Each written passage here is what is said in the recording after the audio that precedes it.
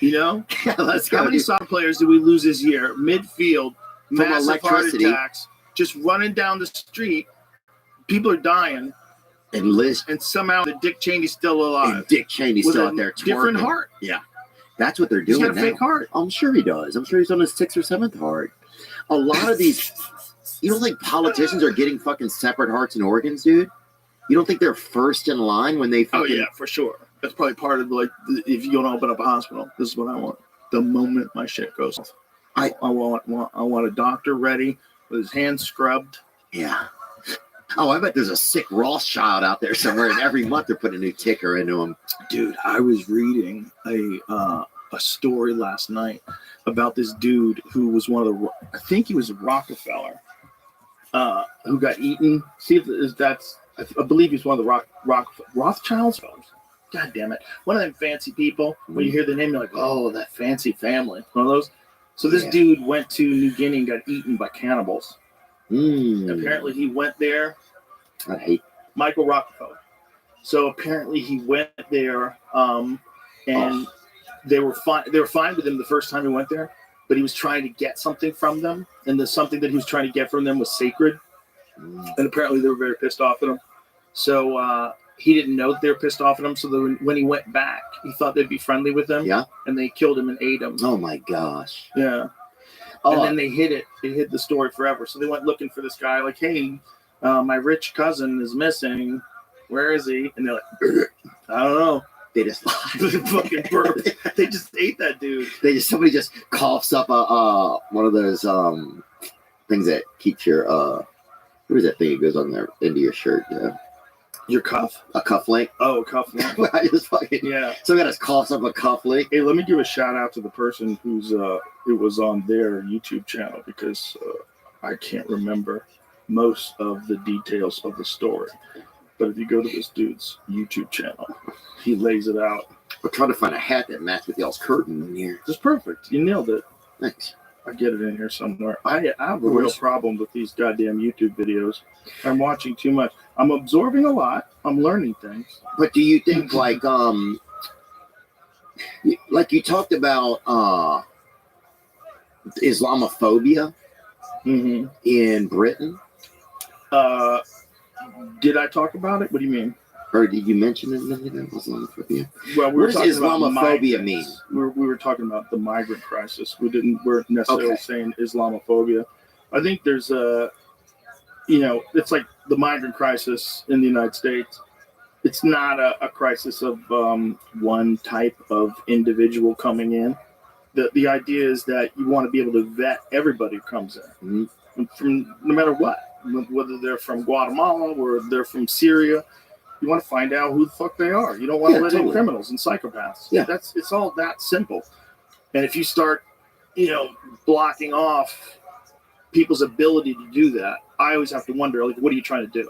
Yeah. If you're just trying to let everybody in and not check, are you trying to create chaos? Is that what you want? Because that's what I would do if I was an evil person and I wanted to fuck up an entire civilization. I would just let criminals in. I would encourage criminals to go there. I would release them out of my jails and give them money to go north. Yeah. You can just walk across to America. We're going to pay you to do it.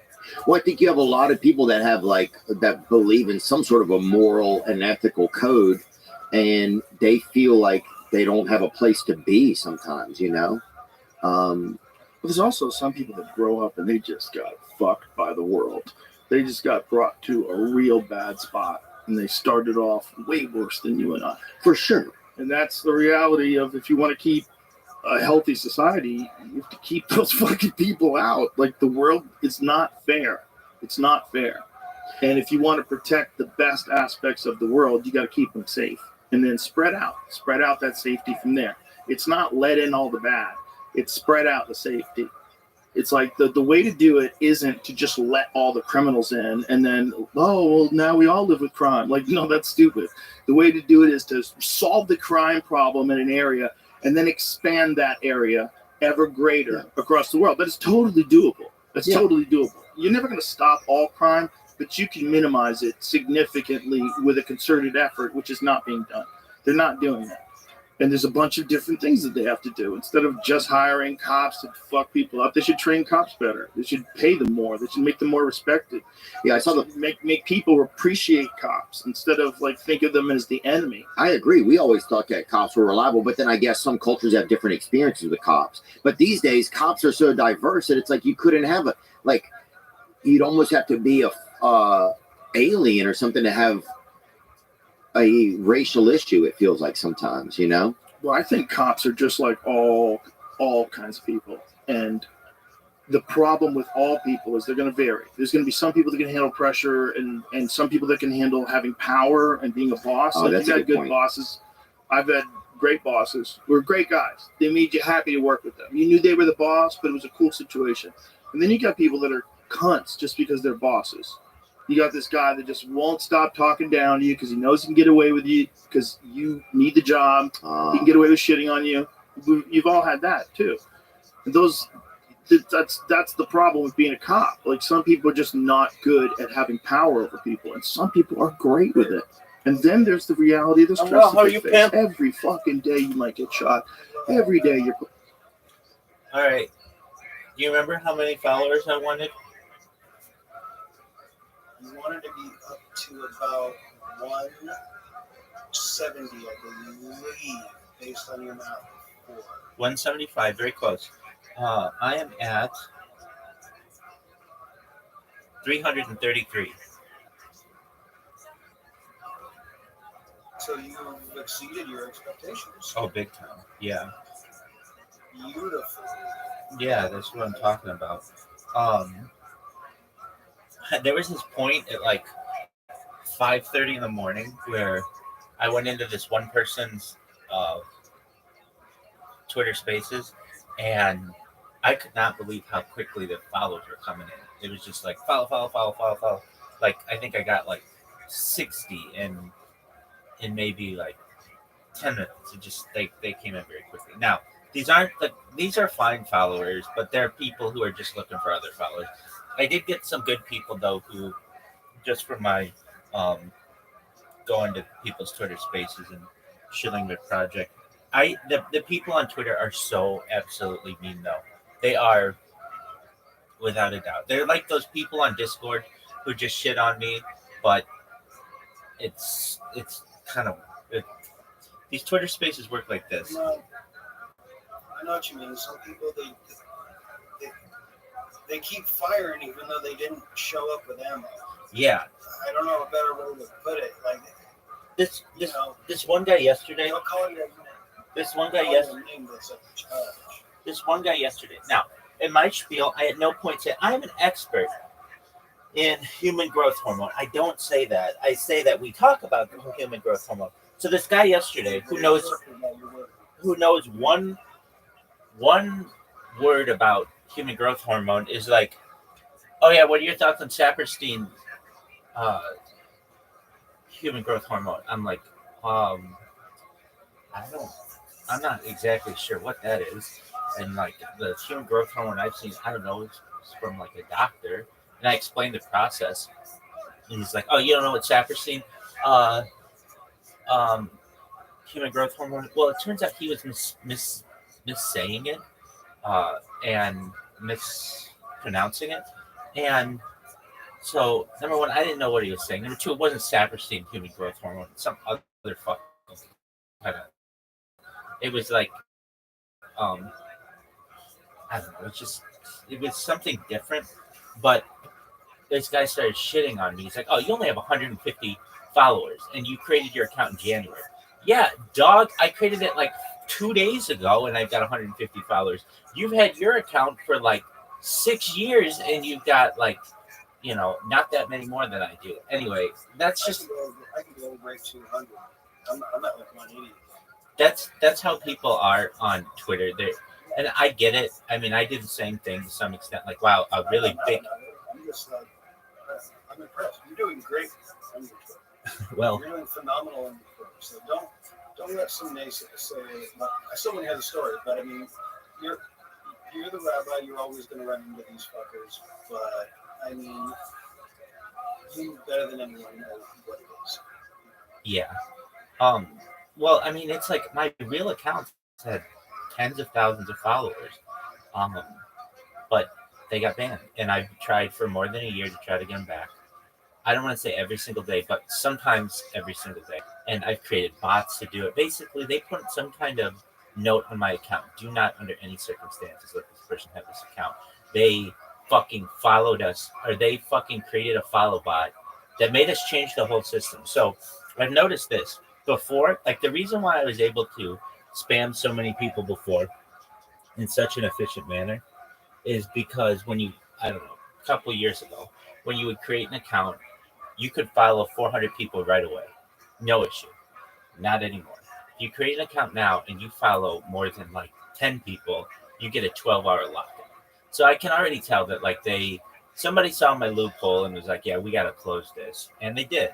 And, I find other loopholes though, like that Twitter Spaces loophole where I just create dozens of them for every keyword so that when you type anything into the Twitter Spaces search, it's just like there are 10 of my fucking invitations that come out. I mean, whatever it is, I've always been very good in life at finding loopholes. Just whatever it is, it's just something that like a vision that I have where I just look for them because I want to know where the weaknesses are.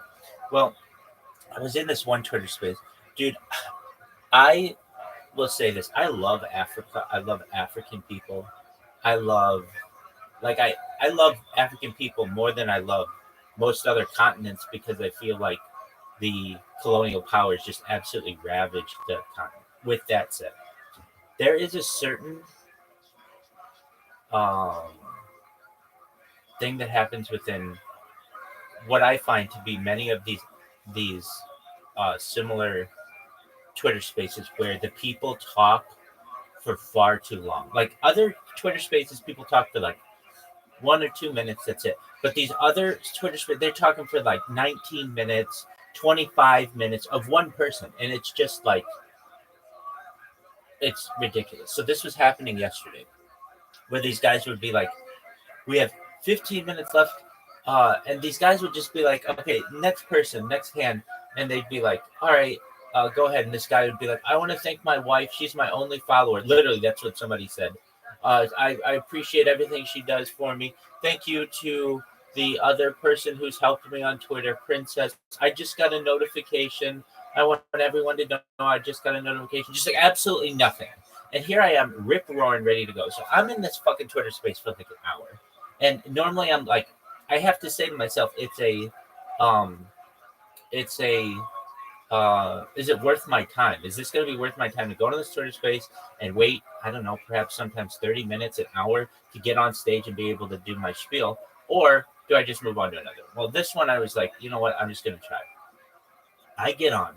I speak for 3 seconds and I get cut off. I waited in this fucking thing for like more than an hour. I was bitching and moaning. Just let me fucking on the stage. And then I get in 3 minutes. They're like, yeah, we're not talking about that right now. Next time. And I was just so frustrated. And that's just what happens. I mean, I get it. It's just part of life. You can't win them all. But it was just kind of a funny thing that happened to me where I'm like, oh, I cannot believe that these guys are doing this at this point. They're just, I waited this long and they're not going to let me fucking talk. So what else do we have going on? Well, in addition to my one account with 333 followers, that's good. But I've got the other accounts. Like I would rather have. My goals are this. I'm sorry, I didn't know I was on mute. Oh, you're okay. Go ahead. So I was like, what the hell? Yeah, I was saying when they talk that much, and they don't give other people, it reminds me of like a filibuster. That's exactly right. Making sure that, and so that's what I was. When you didn't even like, I was like, man, did I mute myself? Because he didn't even seem to even hear that, and I looked and sure as shit muted, and he's like, nah. I use the word filibuster. I gotta make sure he hears that. Yeah, no, it is exactly like a filibuster, and these people, I've got to say, they're very kind. But the people who need to hear my message, I feel the most, are these people who are talking about being hungry and being thirsty and that there are these types of technologies that I'm trying to help them. And then for me to be like 3 seconds in, they just cut me off, and I'm like, oh my, what is going on? So my goal is, I don't want to give it a date, but I want to have 1,000 followers on my account because that's a big threshold. And then on my other accounts, I want to have 100 followers. And my other accounts, that's like 25 other accounts. So it's more difficult to do that, especially when somebody's followed you once on your main account. They don't want to follow you 25 more times with all these like bot accounts. But some people do. Some people get it, and they're really cool. So I'm making strides on the other accounts too. They're at like 25 followers each, and continuing to improve there.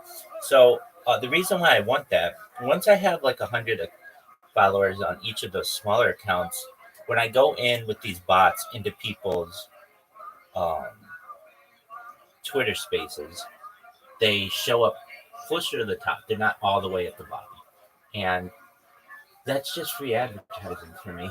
I know that some people That's just being seen. exactly Just to be seen, and then people know you exist and know that you're a person. exactly it's a mere exposure effect.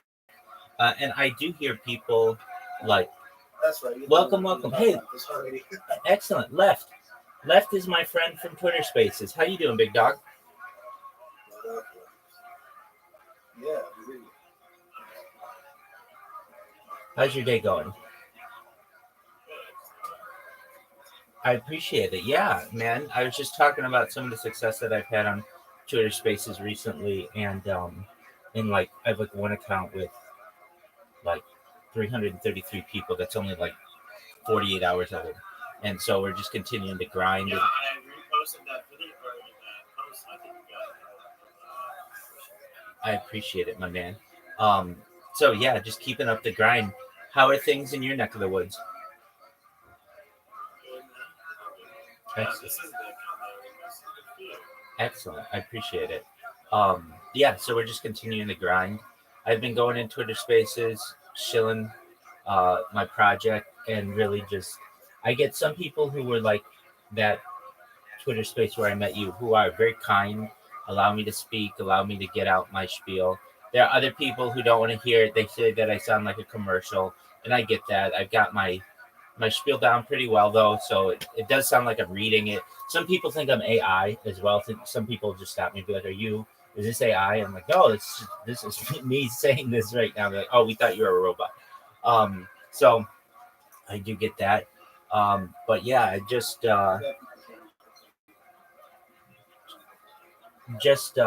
I found a lot of success recently, and really proud of it. Yeah, keep going in those crypto.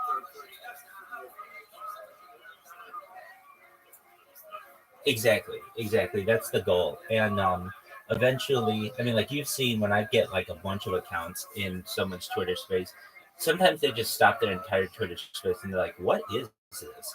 They end up clicking on my profile and snooping around and seeing what I'm doing. And if anything, I hope to have a positive impact on them. If they don't like it, not everybody does, so they can throw me out or do whatever they want. But for the most part, I find a lot of positivity in those rooms. And do you have any Twitter space hosts that you like in particular? Not really. Actually, I do. No, not really. Actually, I just don't watch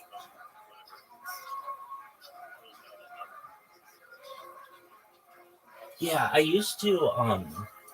So I didn't know really anything about Twitter Spaces probably like 3 years ago, and I used to just like go into them and talk with people, and I didn't have my spiel down as well as I do now, but I used to host an overnight show with someone, and we got like I got into the NFT world and I got into the crypto world a little bit that way, and I was looking for her last night just to see like what happened to her, because she was like a very well-known person on Twitter, and of course what happens to everybody, eventually she got her account suspended. I don't know how.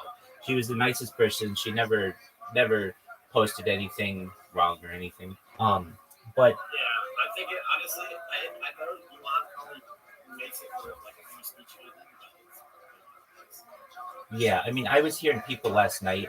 These guys from, I was in an African space, and they're like talking about like, hey, I had a bigger account. Like I think a lot of people did, and I did as well, and it got banned. And there's just like no help from Twitter to get any of that stuff back. It's one of the worst systems I've ever seen.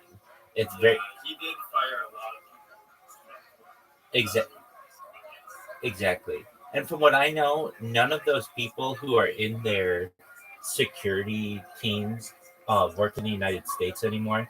So they don't even have like as I understand, they're in foreign countries. So that like if they ever get fired, they can't come out and be like, look, here are the practices that are happening at Twitter, like on like the local news or something like that. They're all basically faceless people. Not saying they're not important in life, but they just don't have perhaps the same connection to perhaps some of the larger audiences in the United States where people are trying to get their accounts back.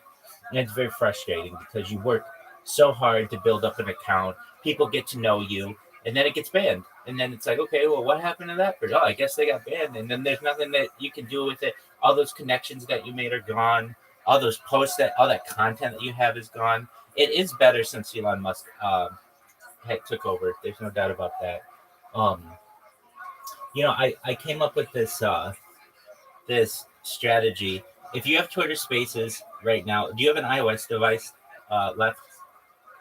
Okay, excellent. Go to Twitter Spaces and go to the search and type in the word crypto, CRYPTO.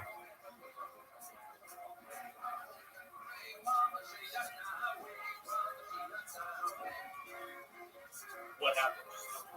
Sure. What will happen is I created like over 100 different Twitter Spaces that are upcoming. So when you type in some of this, when you type in the um, when you type in certain words, it just floods. Like my thing just says like read Rabbi's profile, and it just floods all of the search results. And I think it's a pretty interesting way of advertising that currently hasn't been quashed. You ever thought of like I know you said you're in contact with people who hate us or whatever. You ever thought about having stream video? Yeah, actually, somebody yesterday, like literally less than 24 hours ago, it's right about 24 hours ago from now, said that Aiden Ross was in his Discord and wanted to interview me.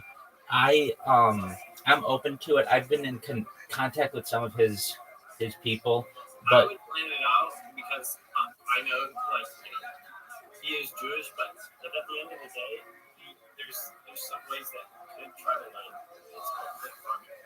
There's some ways like you could try to like make a joke of you. So I would probably I understand that. I know what you're saying. He was in my stream over a year no on like it last May. He was in my YouTube stream and just seeing what I was doing. And I had an opportunity to tell him about myself. He wanted to see my ID. I showed him my ID. And why? Because I don't really have any fears. Um, and what else?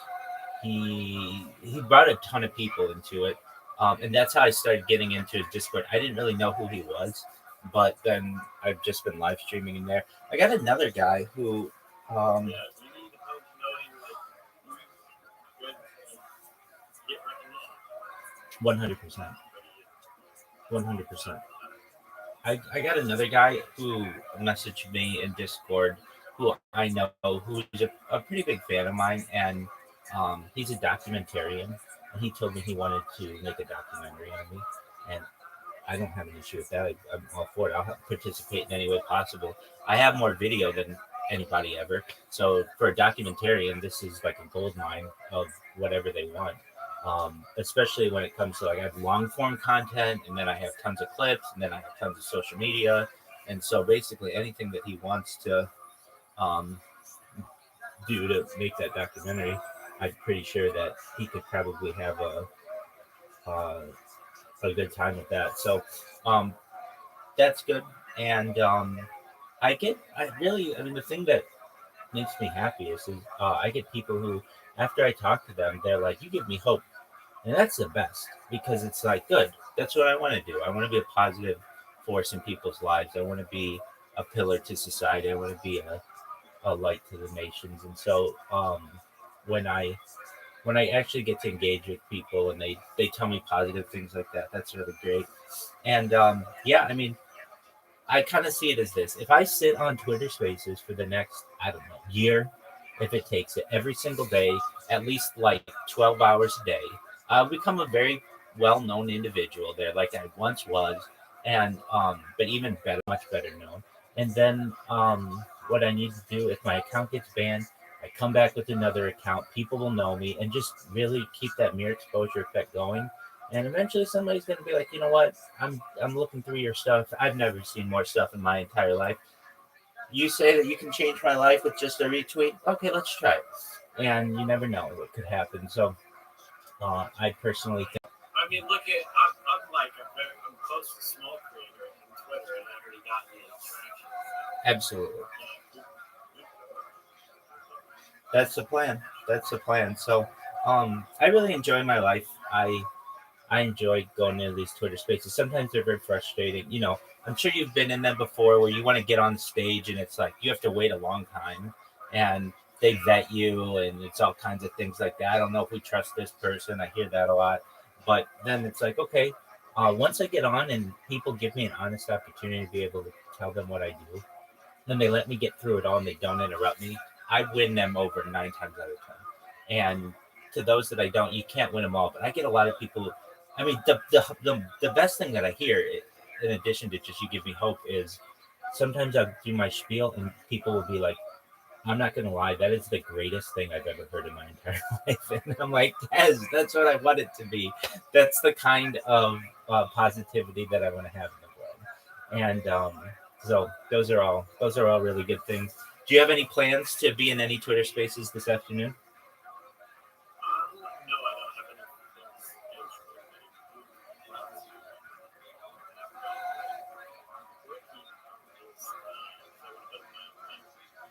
Community through your Discord. I didn't get the idea from you, but you gave me more like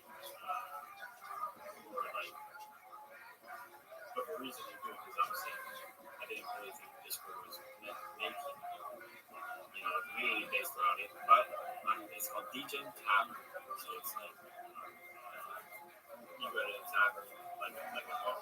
Absolutely. Sure. So it's just a bunch of it's a place where show their projects. Amazing. If you send me an invitation, I'll join. I'm sure Caspian C will join, so that'll be 2 extra people. Yeah. Do you have any experience with bots on Discord? Yeah, I do bought some stuff. Like I bought the server boost. No, not what I mean.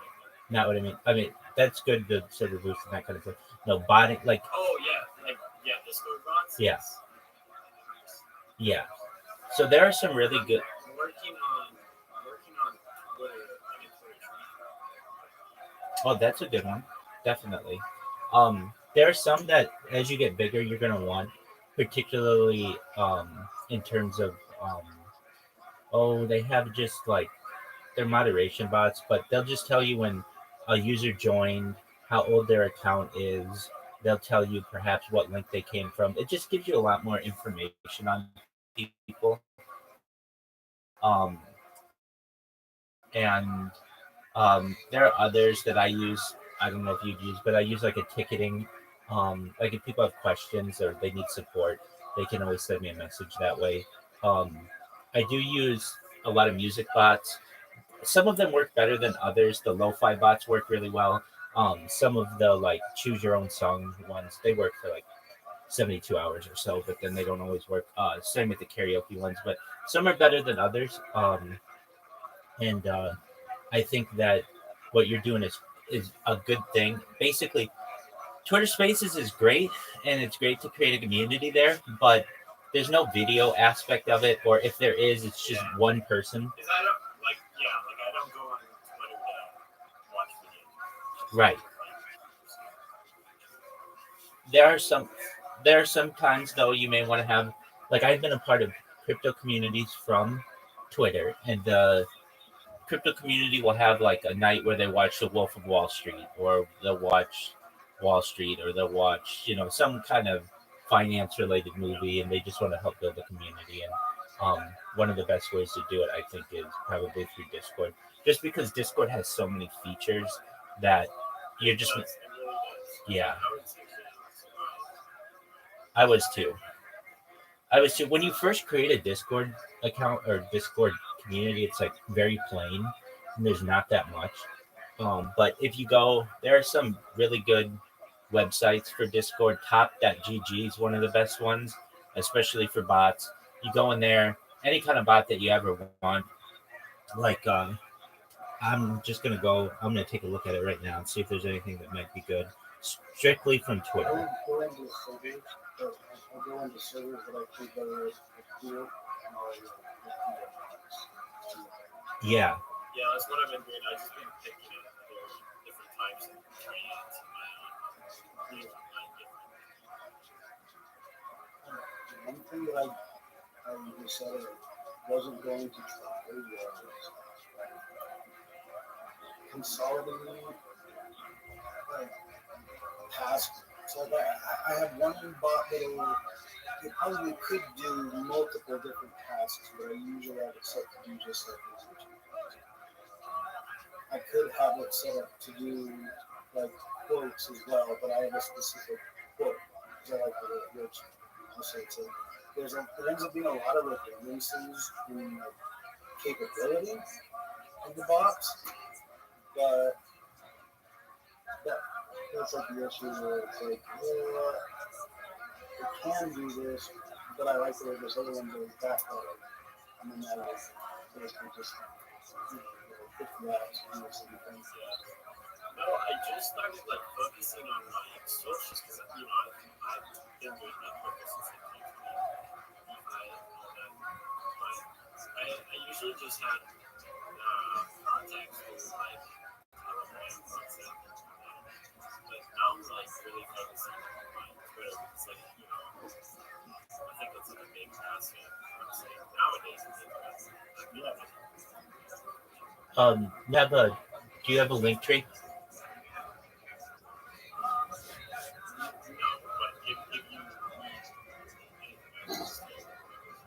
No, I understand. I'm just saying that that's the best thing that you can do for your socials, because I think I was gonna do that too because like all I have in my bio is just my LinkedIn Telegram, which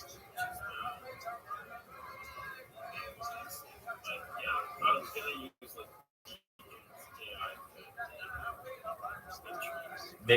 there you go. And then when people want to find out everything about you, get your Telegram, get your Twitter, get your Discord. It's all there with one link. They also have some bots that I use that I don't know if it'd be helpful to you, but every time I go live, it tells my community. Not that I have a huge community that's just rushing to watch what I do, especially because I have so many different lives going at once. However, for someone as you, you may want that for whenever you're in a Twitter space. Maybe you don't as well. I mean, you can always turn it off too. But like, if you're in a community and people are just like, I wonder what happened recently, or what you reposted, or repost what you want in your Discord, and kind of archive that. There's all kinds of things. I was looking on top.gg for just how many Twitter bots they have. They have over 110 Twitter bots that are Discord bots technically, but they just have some kind of functions. And kind of like what Caspian C said, a lot of these are redundant. They'll do will do multiple things just in a slightly different manner. But yeah, that's I would say a good thing to do. And really the big one is having a link tree, or at least a one link where if you need, if you have 1 second to tell me where to go, or like, let's say 3 seconds, you can say go to your Twitter or whatever, but you can also just say, I'm Linktree /left or whatever, and then everybody can get all your stuff from there.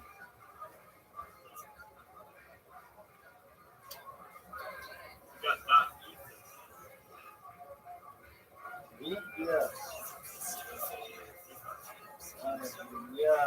wish I had more assets, but at the very least, I have the ability to receive Bitcoin, Ethereum, Monero, and start making. So why not listen to it? I have 6.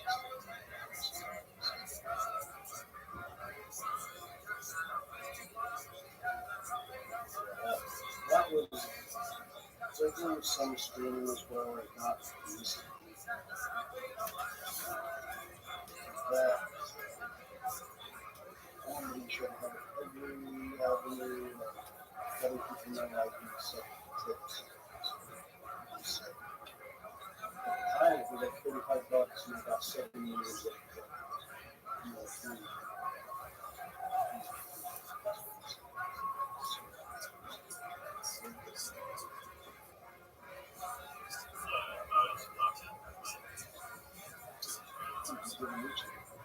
I was talking about good people, they was using on Twitter and then shows up. Absolutely. Left. I'll see you in the Twitter spaces. And I want you to know, again, how much I appreciate your friendship. And if you ever need anything, I'm here.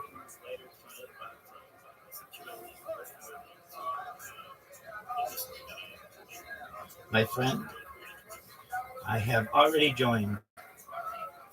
You should. Excellent. Take care, Left. Peace, man.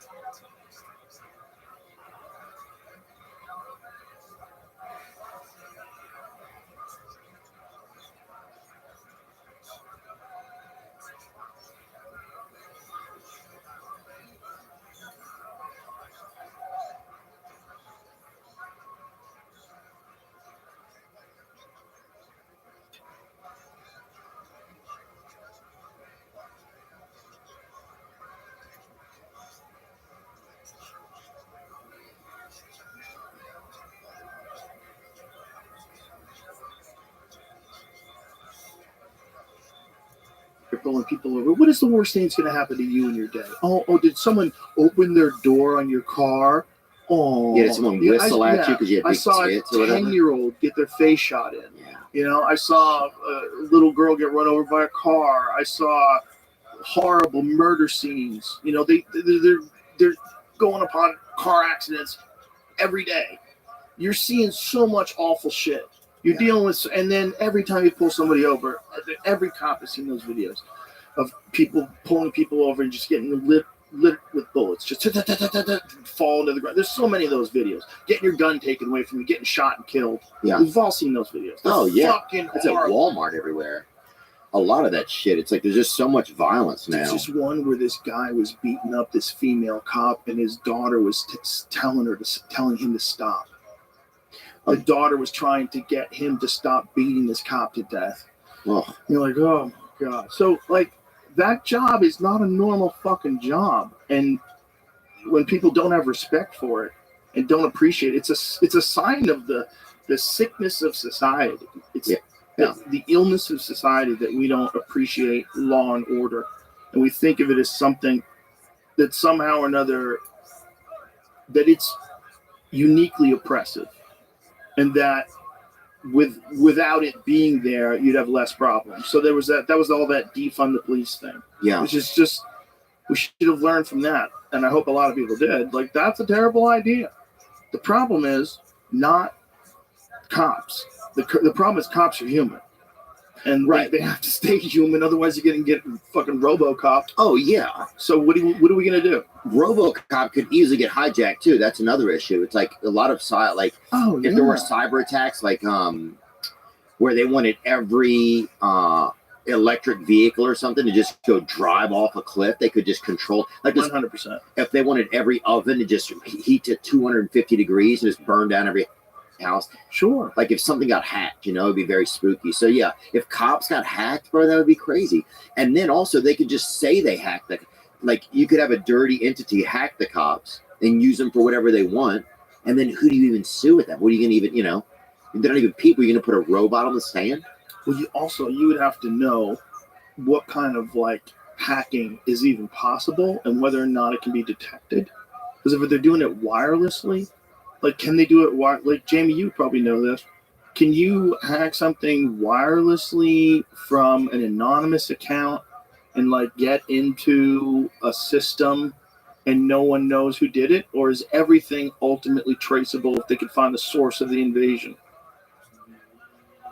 I think when you get to like high level stuff, they're going the hacker, like the person doing the attack goes through so many levels to try to hide where they're going from.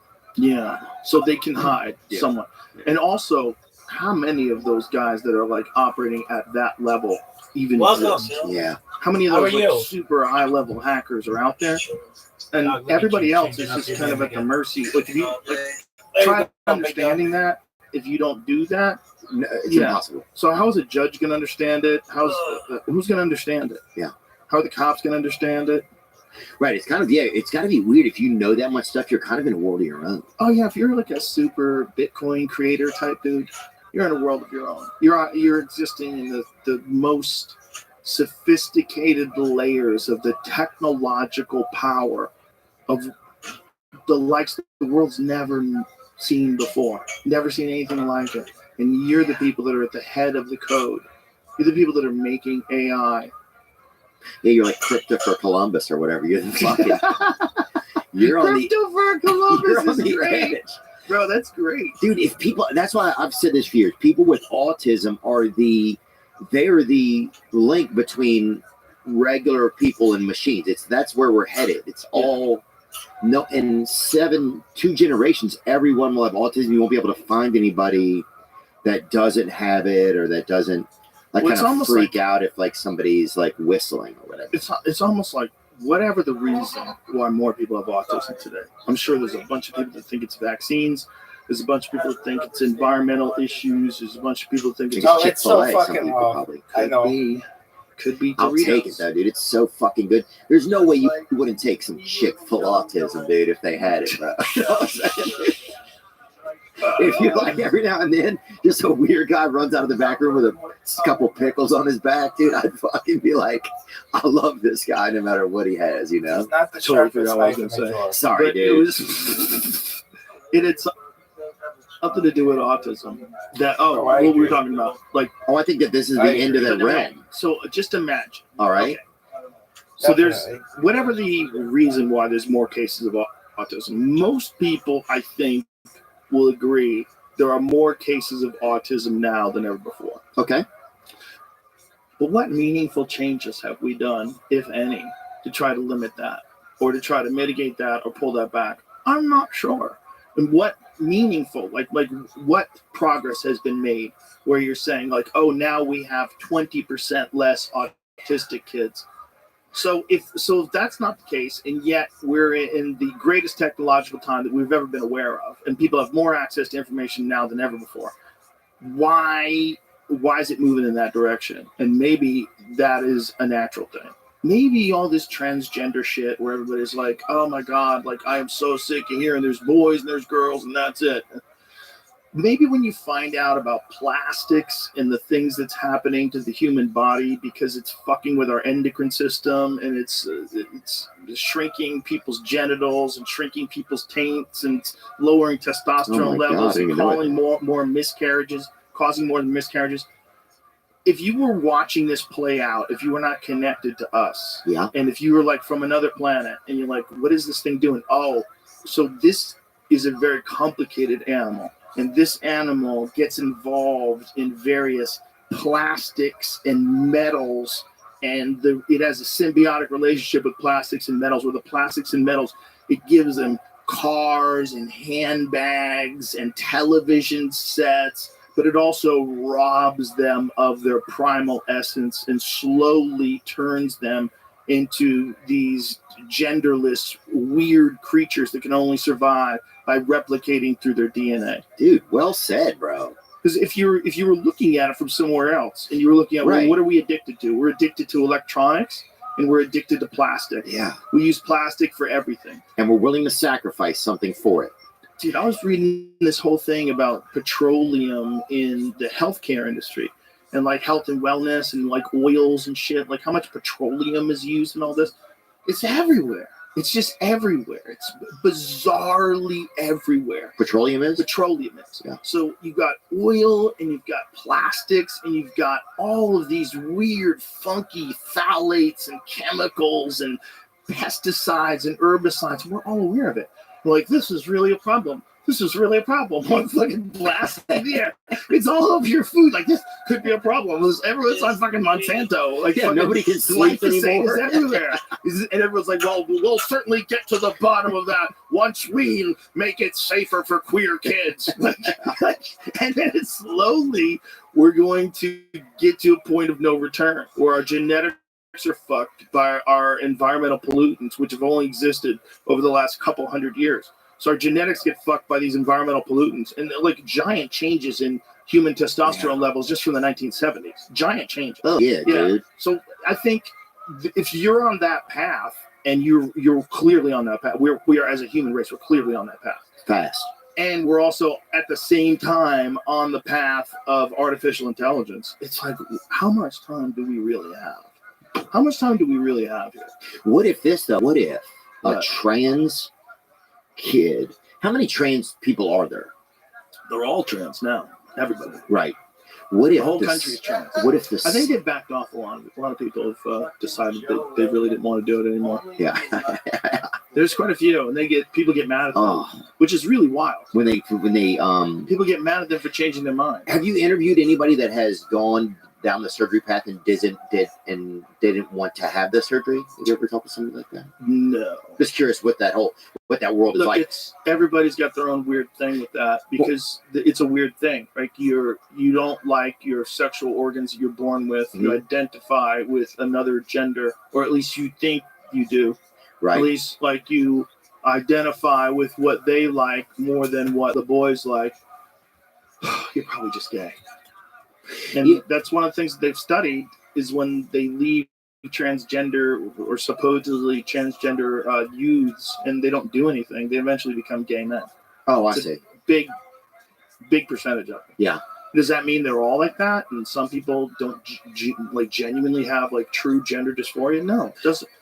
That's always been a thing too. And being gay used to seem like if you were just gay, that was everything. It was like, but I guess it was like gay didn't, it was like, oh, if you were trans or any, now it's LGBTQI, right? And there's also, there's intersex, plus. There's 2, plus. Right. What is plus? I'm plus. I don't know. I'm plus. I know 2 is Two-Spirit, which is my favorite. Really? I know I'm going to need. They took the kooky Two-Spirit people in. The Native American? No, Two-Spirit is like a very specific, like, let's Google it. Two-Spirit is like, you think you're like Foxkin or some shit like that. Oh, yeah. Well, this is where I found out that, I might be fucking up what Two-Spirit is, but this is where I found out about this stuff because a buddy of mine who lives in Utah, his wife worked at a public school, and he told me that she told him that they were having a meeting because one of the parents had proposed putting a litter box in the bathroom because their kid thinks it's a cat. Oh, that's crazy. And he told me that. I talked about it on podcasts, and people started saying that that was transphobic. And this is a transphobic lie. And I was like, whoa. So it wasn't a real What does story, that you have to mean? do? But first of all, what does that have to do with transgender? What does that have to do with that? You're talking about someone who thinks they're a cat. But how is that transphobic? Yeah. And then I realized, like, there's a lot of things connected in this one group that are not the same thing. Like, they're just trying to lump in every idea. Like, say if you only have, like, you know, the Electoral College, you get, like, a couple points in this state. But if you win, like, 10 fucking states, you got a big coalition, you can get in the White House. Yeah. You know? So it's like, if you can't just transgender people on their own, too many people are like, no, you can't go into the women's room. Get out of here. But then you add them to the gays. Oh, I see. You add them to the queers, which is like, what does that mean? You know, and then if you're more of a buffet of what is folks. that? Are you in? Okay, two-spirit people may be straight, gay, bisexual, asexual, or queer. Yeah. Exactly. They're the people that want to pretend the most. I'm everything. I'm a boy. Right, I'm they a want to play girl. the shell I'm game, straight. kinda. You're a fucking narcissist, probably. Probably Yeah. a loon. Or maybe you really have this two-spirit thing. I don't know. But there's a variety of things that are true at the same time.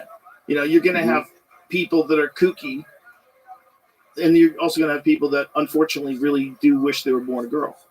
Yeah. Both those things are real.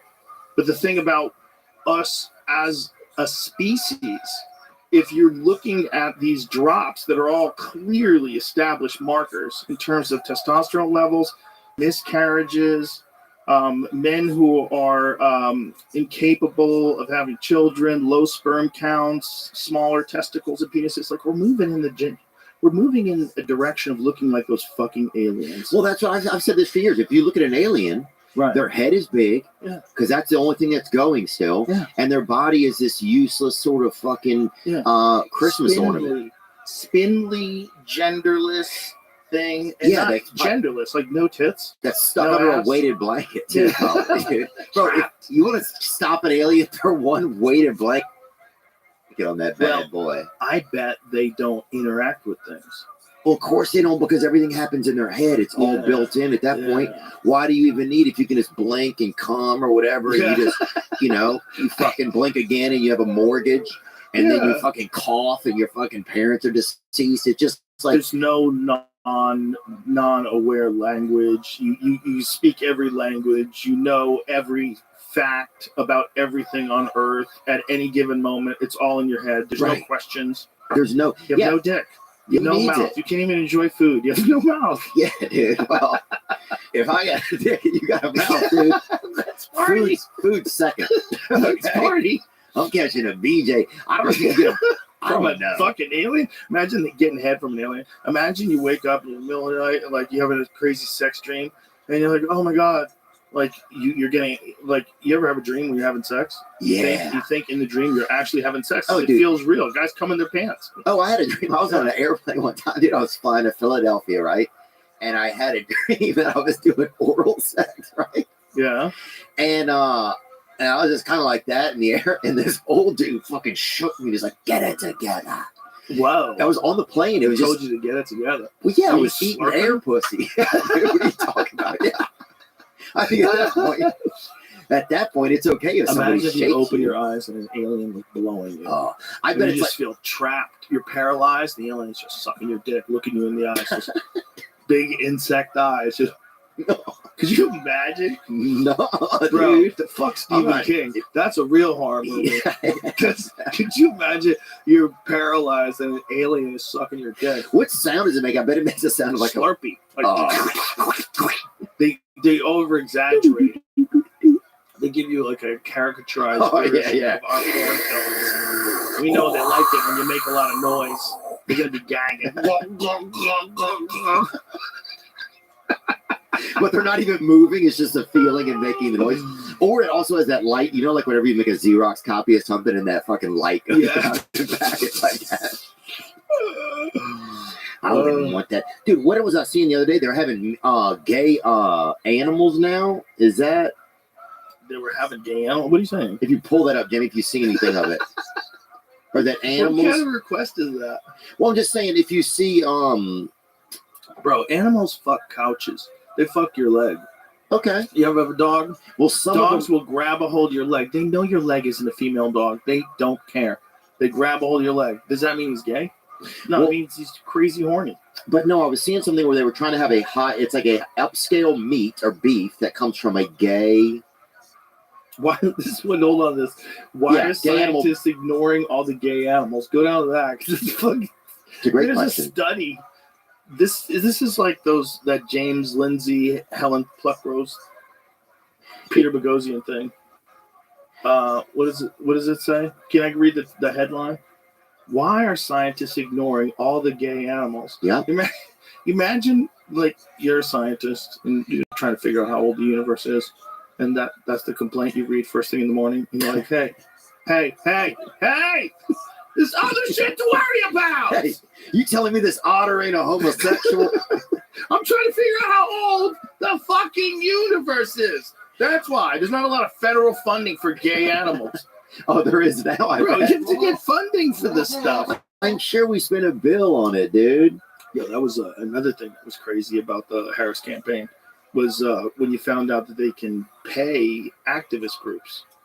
They give donations to activist groups, like large sums of money. To Like, activist groups. Like what? So that these people will endorse them. Oh, I see. There's an accusation that she gave what's that dude's name who's on MSNBC, the old dude. Don Leonard? No. Tom Leonard, you combine two names, Don Lemon and Sugar Ray Leonard. Don Lemon. He did. Yeah, dude. Hey, bro. Hey, No, Al Sharpton. Don's that Don's got a little more sugar than Ray Leonard, I think, dude. To be honest. No judgment, dude. But I'll tell you this. That's maple syrup. Gay animal meat is going to be the new thing. You telling me you're at a restaurant, right? Right. To be a gay lamb. And they're like, hey, okay, you can have this lamb, Yeah. $70, this shank. Or you could have this sweet little lamb shank over here This for is $90. Yeah. the best of both worlds. So it's got the firmness of male. Yeah. It also has that sweet tenderness of female. Yeah, it's also been basted from the inside, you know? I think you tell me you're not going to get a gay steak, dude, for an extra $20. You're not Well, going to try especially it? if you're LBGT friendly. You want to support the gay steak market. You have to. Yeah. That's What the if next they thing, start though. cheating though, encouraging straight cows to fuck each other Yeah. just because because they realize there's more money in gay steaks. You're like, I'll take a steak. You're like, is it Like- gay? You're like, you listen, fucking better In, be, in the buddy. attention market that is social media, there has to be a few people out there that are pretending to be gay that aren't. Like, here's a good Oh, example. for sure. Here's a good example. There were a bunch of girls, and people got mad at them because they're hot female OnlyFans girls, and they started putting fake dicks in their pants Okay. and pretending that they're trans because it was getting them a lot more views. Oh. So apparently, the way to get a lot of views is to be a really hot trans person. Like really hot trans people are in right now. Oh, Like really hot, like a girl, like a super hot girl with a hog on you. with this Big old hog on you. So people got mad and started saying that my identity is not your costume. Like the actual like trans cultural people. appropriation kind of. Yeah, but like, hey, Right. are you doing that? Are you doing that? You have a dick and you're saying you're a girl, and then these girls who don't have a dick are putting a dick on, and you're saying you can't do that. Oh, so they're all. This is crazy. Yeah, it's like we're caught in a blender, dude. First Dude, of I all, heard- it's very short-sighted because you should be pro-trans even if it's fake trans. Right. If that would make more people into trans people, that'd be better for everybody. Right. No matter what. Now, are some people? It's famine thinking. Are there really some people? Are people born with wiener and breast? Is that a real thing? I have not heard of that, but I know that some guys do have problems with the breasts. Like there's a thing when Very guys take scientific. steroids, they develop something called gynomastica. And gynomastica is an enlargement of the breast tissue. I know guys who have had to get their nipples cut open Mhm. and they have to get that removed and then sewn back Oh. together again. It's like a serious operation. But so are some But people. that's breast tissue because they take so much testosterone that their body starts producing extra estrogen, Okay. and then they get titties as a side effect. Yeah. I hope I'm not fucking that up. That's what I've been told. I'm pretty sure that's how it goes. But the point is, that's the only time I've ever heard of like with a dick and tits. But some people are born with both genitals, right? Yes. That's a little different, right? That's pretty rare. That's called a hermaphrodite, or now I think they call them intersex now. People are always trying to come up with new names. Oh yeah, my So buddy that's had it. these growing up. Hot tits, normal breast tissue, hormone imbalance causes swelling, First of all, causes some sweet titties. yeah, first batch I ever saw were on my buddy. Shout out to him. I'll dude. tell you what. If I could just crop out that right tit, I could rub one Oh, off dude, that right tit. I used to look If you at my just buddy go like back to that that. tit, please. You go back to his. It's his left. He gets So that. his left. It's like no. I don't want to see the technical, the actual one. So if you just cropped in his left, that one. Yeah, look Just at that. crop in that. Remove all side of hair. Look at that. Look at that little milk pork she's got on him, that's brother. like a hot athletic girl's boob. Oh damn, brother, Right? that's a fucking little nerve branch. We don't really need to. Don't do that. Oh, sorry, that's a lot, dude. But I'm telling you this. You telling me this? That if you make a steak out of that man, you're not going to pay an extra $30. Yeah, and then the problem would be they would start. bottles with the bulge. Oh, see, Ooh. that's it. So they're doing it. A lot of people. But do you think though? This is what I wonder sometimes. Do you think that science has us headed so we were all that everyone is going to be trans at what? Like it's all Yes. merging. Yeah, I think we're going to be genderless. Really, go to that article again. I want to see what they were saying. What would they say? They said it was only 2 of them. I don't know how. Oh, it could have that- spread since Not on my Instagram. just September. So. Just a gang They of might them. have started a trend. They're all over the place. OnlyFans models. Can I just read that? OnlyFans models are targeted by online LGBTQ mob after posing in underwear with fake bulges. That's so crazy. That's so great. That's so hypocritical. I wonder, dude. I heard Jelly Roll's got that thing on him. I heard he's got a reel. I bet it does. Look at that. Just 2 boys being silly alongside a trans flag. How can you get mad? How can you get mad? Got that donkey on But him. you can't get mad because that violates, like, you're saying that your standards are more important than them doing this thing to get attention. Yeah. That your standards of what's real is not real. Like, no. Right. It doesn't work that way. Like, because the only way, because then it's only your standards. Because if you want that kind of a strict control of the way people view things, you're going to allow people to turn that on you. Be way more people that have a hard time with you saying that you're a woman when you have a dick than there's going to be for a bunch of girls who just want to take pictures where they have fake bulges. Yeah. That doesn't make, you're just being a control freak.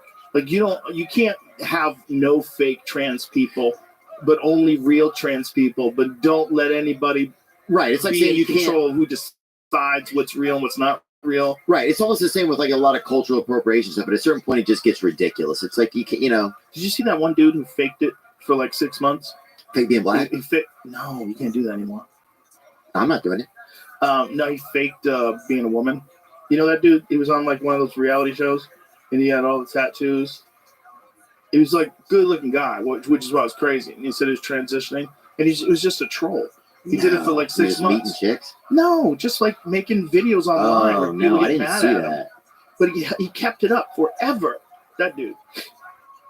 Explaining Josh Cedar's trans hoax, alleged fake death, and why Monica Beverly Hills is involved. I don't know who Monica Beverly Hills is. Me neither. So this guy, it was very smart. He said he's been undergoing a crash out of the most epic proportions, and somehow RuPaul's Drag Race doll Monica Beverly Hills is involved. Is this like a far left wing blog? Because the way they're writing this is like, okay, well that makes sense. Them. I was like, us. what It's is called it? them? First of all, it's called them.us. Yeah, I was like, what is the? I don't understand what the tone of this article is. So go back to it now. So he was pretending to be trans, Joe? Yes. Okay. For a long time. Okay, here it goes. Scroll up a little bit. Oh, here it goes. The former reality TV star has gone viral on social media for the worst reasons. That's definitely not the worst reason. Yeah. Allegedly faking his own death and claiming it was a hack, as well as pretending to be trans and posting photos of himself in feminine clothes as an experimental mockery of trans people that he claims is exposing the woke mind virus. But that's not the worst reasons. The worst reasons is like you killed a bunch of folks. The worst reasons you lit a school on fire. That's the worst reasons. Like, that's not the worst reasons for going viral. Because why did he pretend to be trans? He came out as trans. He gave interviews in public, like Page 6. But are there people that aren't? Came out as trans. So this guy just pretended to be trans for a long time. A long time. So he was making a mockery of them. He said 5 months. So he did it for 5 months. So Like it was in faking October, a fake. 5 months later, he said that it was all a social experiment on an episode of the conservative podcast Prime Time with Alex Stein. Sider said the purpose was to expose how gullible and delusional the left is. What I did is I faked being a faker, he said. I pretended to be a pretender. But yeah, well, that's Right. the thing is, like, people don't want to admit that he's correct because it makes you insensitive. But what he's saying is, like, logical. Right. It's logical. And so what if people are actually trans? Are some people actually trans? You'd have to ask them. Okay. Therein lies the problem. I see. I think there are people that are not, though. There's people that are perverts, for sure, and pretend to be trans so they can go to women's rooms. For sure. Oh, yeah. For That's sure. at LAX. For sure. I'm not accusing all of them. I'm just No, saying but I've seen it. you're going to have that if you have this thing, this This new loophole. thing, this new thing. When I was a kid, if a guy with a beard and a dress tried to go into the women's room, men would go in there and beat the fuck out of him. Yeah. They wouldn't let that happen. Except they would say, "Well, that guy's a pervert." And if a woman went into the men's room, we tell her to bring a couple of her friends. You know, that's what I'm saying. But still, in So a I'm saying respectable this way. about- Or you would guard the door while they were urinating. That was another thing. If a woman said, "I really need to urinate in here," you know. Yeah, well, no one would care. The added thing here, a parent maybe had a relationship with this Monica Beverly Hills person. Oh, is Monica Beverly Hills a gay guy? It's a contestant from Drag Race. Oh, This person like tried to out them, I guess, and he denied it. And then I guess there might be evidence. So that's they're saying that he might have done this all in retaliation for this. See, that's what happens a lot of times is people will. That's why I just read that. Well, listen, for whatever, maybe the guy's gay and he pretended to be a woman. He's not a woman. All right. So maybe he had a gay relationship with a drag queen. Or maybe it's not even a gay relationship if it's a drag queen. I don't remember anymore. Yeah. I don't know what the new regulations are. All I'm I don't telling know you what the new is, regulations are. All I'm saying is, if you want to be a person who is open-minded and who's compassionate and who just wants to let people live and let live, you can't get mad at these girls putting rubber dicks in their pants. You can't. It's too well, it's like stupid. somebody dressing up like for someone for Halloween. I feel like, Yeah. right? A little bit. Like But you could say that's what they're doing, though. I see what you're saying. You know? So you're Just- saying you're making your own Yeah. Halloween. Yeah, So you can't be I'm upset if we saying make a Halloween. You can say you're a girl. You can Yeah. say you're a girl. You can be a guy with a beard Hold on, let me and think long about it. nails and say you're a girl. But you can't make me go along with it. I see what you're saying. I'm not saying that you can't say you're a girl. I'm not saying that you can't call yourself a new name. But if we're in this weird, aggressive situation and you want me to say you're a girl so that you can go do girl things in the girls' room, and like, you can't be agree to that. Right. That's where it gets crazy. Like, Yeah. if you're not infringing on anybody else's space, there's a reason girls don't want to be in a fucking bathroom with dudes. Yeah. And if it's like trans men in the men's room, men don't give a fuck because women aren't going in there to rape men, Right. right? So that's the difference. They're women that think they're men. No one cares. If a woman who thinks she's a man wants to enter into men's sports, no one's going to stop her. Right. Because sometimes it's all one direction, isn't it? Isn't it always men going to women's stuff? Well, for sports, for sure. Look, there have been women that have turned trans and competed against boys. That it definitely has happened. But the striking dominance that you see where trans men or trans women, biological men who identify as women, compete against regular biological women in sports, Yeah. it's crazy. You get people with like, I would listen to. it's a delusion. It's Yeah. just a delusion that you shouldn't let in. If you want to have an all trans league, do that. That's what we should do. I feel like it seems like there should be that, so that then This is a cheat code. You can't just say you're a girl. You're not a girl. Let's do a DNA test. Let's do a chromosome test. Oh, look, XY. You're a guy. Will DNA tell you the truth every single time? Will that answer always be the Your fucking chromosomes will. okay? So there's no Look, there's going to be a variable thing. There's going to be a thing even with that, right? So if you have like male and female, all male and all female are not created equal. There's a No. giant curve between Oh. like the most manly man and the most womanly man, and then the most manly woman and the most womanly woman. Like there's this giant fucking curve that all it means to be a human being. I can't tell you where you are in that curve. Yeah. I don't know what you are you, man. You be you. I'll be I'm me. doing fine. I want you to be happy. But you Yeah, can't well- pretend you're in that other group. You can't, especially if you are the male pretending you're a female Yeah. and you want to enter into like women's rooms. You can't do that because there's too much of a potential for that to be abused by creeps. Mhm. So what's the solution? I don't know what the solution is. I don't know. You know, individual bathrooms. What about that family restroom that always has? Dude, I'll tell you this. The worst thing is, that one with the diaper table? yeah, That one special bathroom? that's big got the bathroom. diaper table. Yeah, they gotta change It's got that diapers. Australian diaper table in it Yeah. or whatever. You're like, what is this? And you don't even have a diaper, but you do have a hog and a dress. Yeah, And you're like, I'm just gonna use this one, just not freak anybody out. like Yeah, jelly roll, dude. He got that hog on him, huh? Yeah, but he's clearly identifying as a male. Oh yeah, no one's denying. But if he wasn't, and then he had that big old hog, keep him out of the women's room. I'm just saying Right. he's got that mistletoe on him. I heard, you know. That's what I heard, dude. I heard he's got that. You know that thing that cops throw out to get the car to stop if it's going real Oh. fast. Those nails on the strip. I'm just saying. I heard he's got that rope on him, boy. Damn. So whatever, dude. Stay black, homie. That's what Joey Diaz always says. Stay black. That's the That's the best most thing important ever. thing. Oh my God. Have you ever seen the video where, speaking of Alex Jones, where Joey Diaz and Alex Jones is trying to calm Joey Diaz down, and I'm next to him. I'm just crying, laughing, and Joey's telling some story about how he smuggled weed through the airport under his nutsack, and that they didn't catch him. And then, like, what kind of fucking security do we have here? Like, see if you can find it, because I am like literally crying, laughing, like I can't breathe. I'm fucking crying. I haven't seen that. I'm trying to think of what I've Joey's seen. going off, and this is Alex Jones of like the early 2000s. No, I saw they got that new tariff in New York City. You see that? $9 to drive into the city now That's so crazy. during congestion time. So during, That's so crazy. I think it's 5 a.m. to 2. they're just trying to ruin that city, man. Well, I just wonder what will that like? Who does? Obviously, it hits. Everything hits people that don't have money the hardest, right? But we were talking about how once people have power over you, once they have control over you, they never want to let that go. Oh, for sure. The East Coast is a great example of that, and one of the best examples is the tolls. The tolls were supposed to be created to pay for the city, to build the roads, Right. build the bridges, but they paid for it 100 times over. Once it's already been paid, now Right. you're just stealing money from people because you can. Yeah. So then they just fill their coffers up and fill their bureaucracy and fill their red tape to justify all this money coming in. And it's all a scheme. This is Joey on the Alex Jones Show, 2010.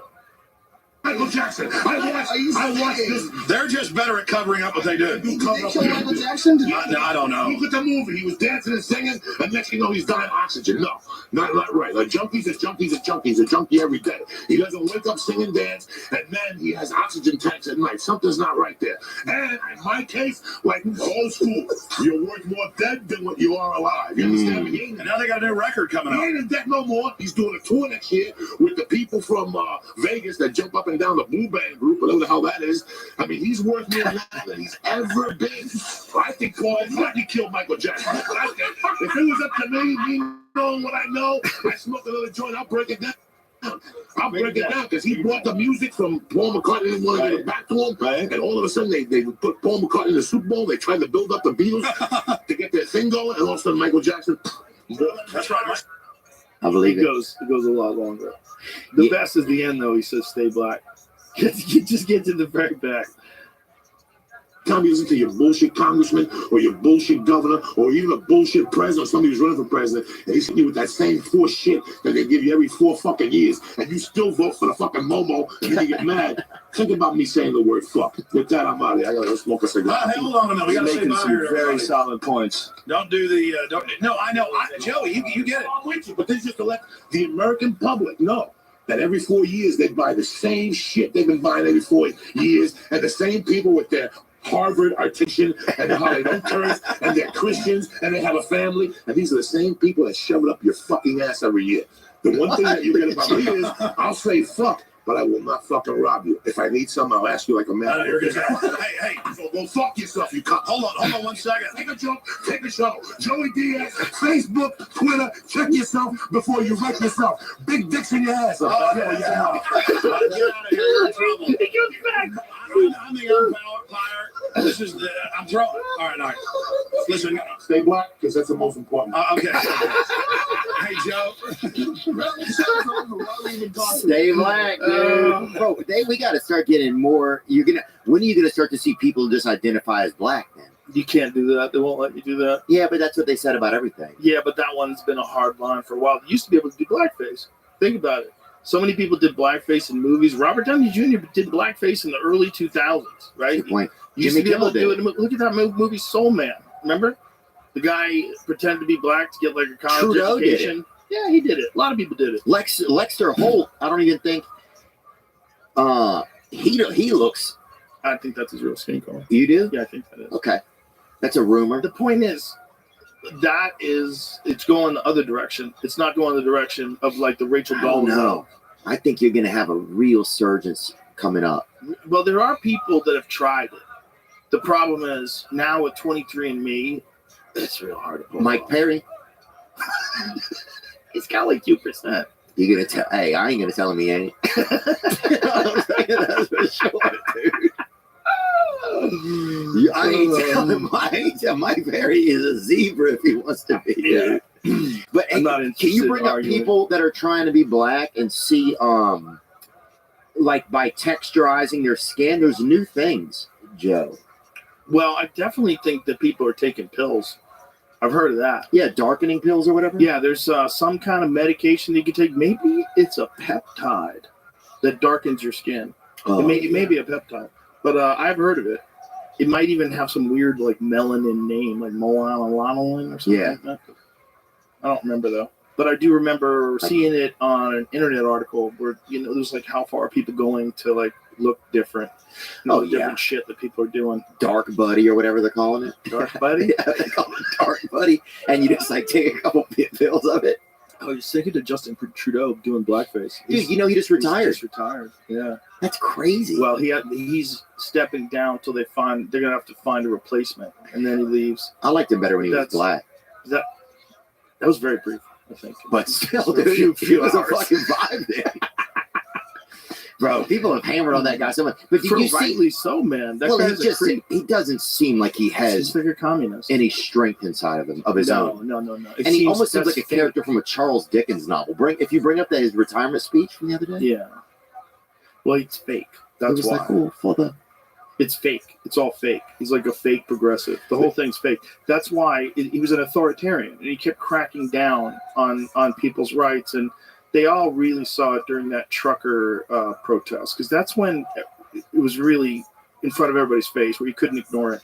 Here's this guy who is he's freezing bank accounts from the people that donated money to the truckers. There is that. Yeah, I don't want to listen to this. Fuck this guy. But he very much has a character from a Charles Dickens novel, doesn't he? It's because it's performative. Look, he Like, looks if you AI though. Look But at if him. you go to see a movie about Charles Dickens, here's one thing: when you ever go to see like an old-timey movie, everyone talks in a more elegant and sophisticated father. manner. Hello, Yeah, there's a difference to the way people talked in those like Dickens. I've got rubella, Dad. Yeah, Tommy has rubella. you know why? Because it's fake, right? Like that's how people used to make movies. back Did then. people They really made talk them like that fake. back then? No, people talk the way they talk. No, It's just people were just not. Well, they talked and they had different vernacular then than they do now. But people, when you're performing something was new. You have to think about this. If you go back and watch movies, like one of the things that's great about the fact that we produce so much content is that what it's done, Mhm. the entire bank of all the content that people created since the beginning of television being started, to the rock and roll boom of the 1960s, to the internet, to all these, you can see the way people communicate evolves and changes. Mhm. And if you go back to the earliest representations of broadcast media in the country, everyone talks in a way that's not natural. James J. Braddock, like Here that. we are. Yep. ABC News World Report. Hitler has moved into, it's like there's a way that they talk back then. And then if you go watch those movies, they talked fake in the movies. Like Wow. Marlon Brando was the first guy to not talk fake. And everyone's like, "Hey, what is this guy doing? It's revolutionary. He seems like he's a real guy." Like no one even knew how to do that until Brando came along and did it. And so then Oh, movies that's good. became, and then you get a guy like a Daniel Day-Lewis. Yeah. Where does he come from? Well, he comes from this entire evolutionary tree of people figuring out what's the best way to pretend publicly. And the way that they would do it in the Charles Dickens movies was a primitive way. It's like when you're watching Albert is sick. Rudolph the Red-Nosed Reindeer was on the other day. It was like Christmas Around the House. Oh, yeah. The old one, the claymation one. Yeah. When the snow was moving around, Rudolph. the snowman. Yeah. It's goofy as fuck. Santa looks goofy as fuck. It's terrible the way people this talk. is Santa. It seems so fake, but that was the standard. It's like $6 Million Man was a good show. Okay, it was a good show. Right. That was the standard. The standard was terrible. Like we had a terrible standard for communication. Oh. That standard's changed over time. It's changed. So the people that are still doing it that way, it's glaringly obvious. Right. So what Justin Trudeau is doing, he's doing like a fucking strip club DJ voice. Yeah. He's like Lexus to the main stage. Good It's an evening, affectation. Manitoba. You don't know who Yeah. that guy is. You're not getting any of him. That is a mask. Yeah. You're not getting any of him. Well, he went to that Tragically Hip concert. Is that the band Tragically Hip or whatever? Huh? Tragically Hip, yeah. He went to that concert and he wore a jean jacket and everybody thought he was like a vibe. And I think that's how he won that election or whatever. Wow. And, That's hilarious. and then He's good looking, he's tall, and he's charismatic. He's figured out a way to bullshit. In the beginning, before he had any power, it worked. Yeah. Because he sounded like a sensible guy. But people get revealed when they face pressure. And when he faced pressure during that trucker thing, then he showed his true cards. do you think that they'll take Canada in to be the 50s first or second state, whichever one it is? I think, this is what I think. I think we take Canada and then we go right into Mexico. Let's fucking go. Ooh. Yeah, that's what I said. I tweeted that today. You did? I tweeted that Didn't today. see that. We should let Mexico in too. I want to be Look, fucking Everybody Mexican. keeps sneaking over. How about we just let them stay here? Yeah, huh? Just like, how about we go into that? How about what I said? How about what I said? Like, instead of trying to like let all the bad stuff in, how about we make this like totally lockdown safe and then expand safety, expand it. But you got to do it without stripping people of their rights. It's a lot. It's a lot. But also, there's Big some problem. like Poland doesn't let anybody in or out of their country. Is that right? They don't fuck around. dude. Poland doesn't. They don't fuck around. And that's why, like, why don't some countries, like, well, I guess America is kind of this, it's kind of a halfway house of, like, ideals over the years. It feels like, I always thought there was this, like, idea of this is an America and this is what we do, It's kind of like how you were brought up, like, with the Pledge of Allegiance, civics class, all that type of stuff. Like, this is what it means, like, forward tough type vibes, Yeah. But then everything kind of changes over time. And now I feel like we don't know what America is. And I think that's the part that seems super scary to people sometimes. Well, that's the part that's easy to manipulate, right? So in this moment of chaos that we're talking about, I don't know what America is anymore. That's when you get all these fucking activist groups that are not real. That's when you get this discourse online. That's when you get people attacking. And you get real people that get caught up in it too.